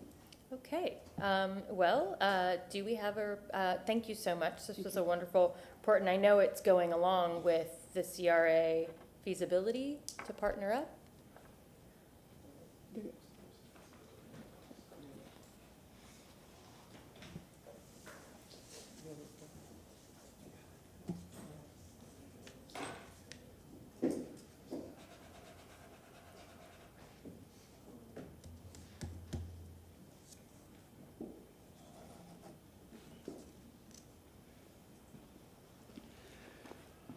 So, as you've heard on, the presentation from Robin Onsall Walk, are there any components of that project that the board would like to partner on? And if there are any, we'll take that direction now, and we can evaluate that to see what that would look like. Okay. Board Member Vieira. Thank you, Madam Chair. Yeah, no, and that's the reason I brought this is, if it's something the city wants to take up 100% and is going to do a robust job on it, great. But if it's something that needs additional funding, et cetera, I think it's something that we should have on our jurisdiction, so to speak, just to oversee, I should say, in the event that's necessary. So how about we do this, board? I'll make a motion for this to return to us in 6 months to see where we're at on it. And to see if CRA involvement would be necessary, because again, this is going to predominantly, Councilman Carlson was right on a lot of South Tampa, and there's other areas, but it's going to have a real big effect in a lot of CRA areas. So at least just so that we can be advised of it to the extent that we need to be involved, because you never know. So in 6 months, which would be what? There March you go. 9th. If I may, thank you. Okay, so I have a motion by Board Member Vieira and seconded by Board Member Maniscalco. All in favor? Aye. Okay, well, 12:15 is a great time to break, so I think we're gonna break until 1:30 so we can get through the rest of this agenda. Yes, ma'am. Thank you. Thank you.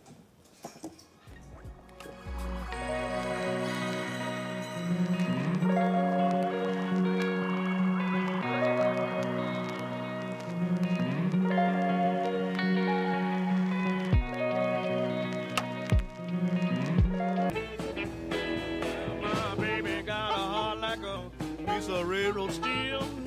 Wake up in the morning, ask me, Daddy, how you feel? No, my baby got hair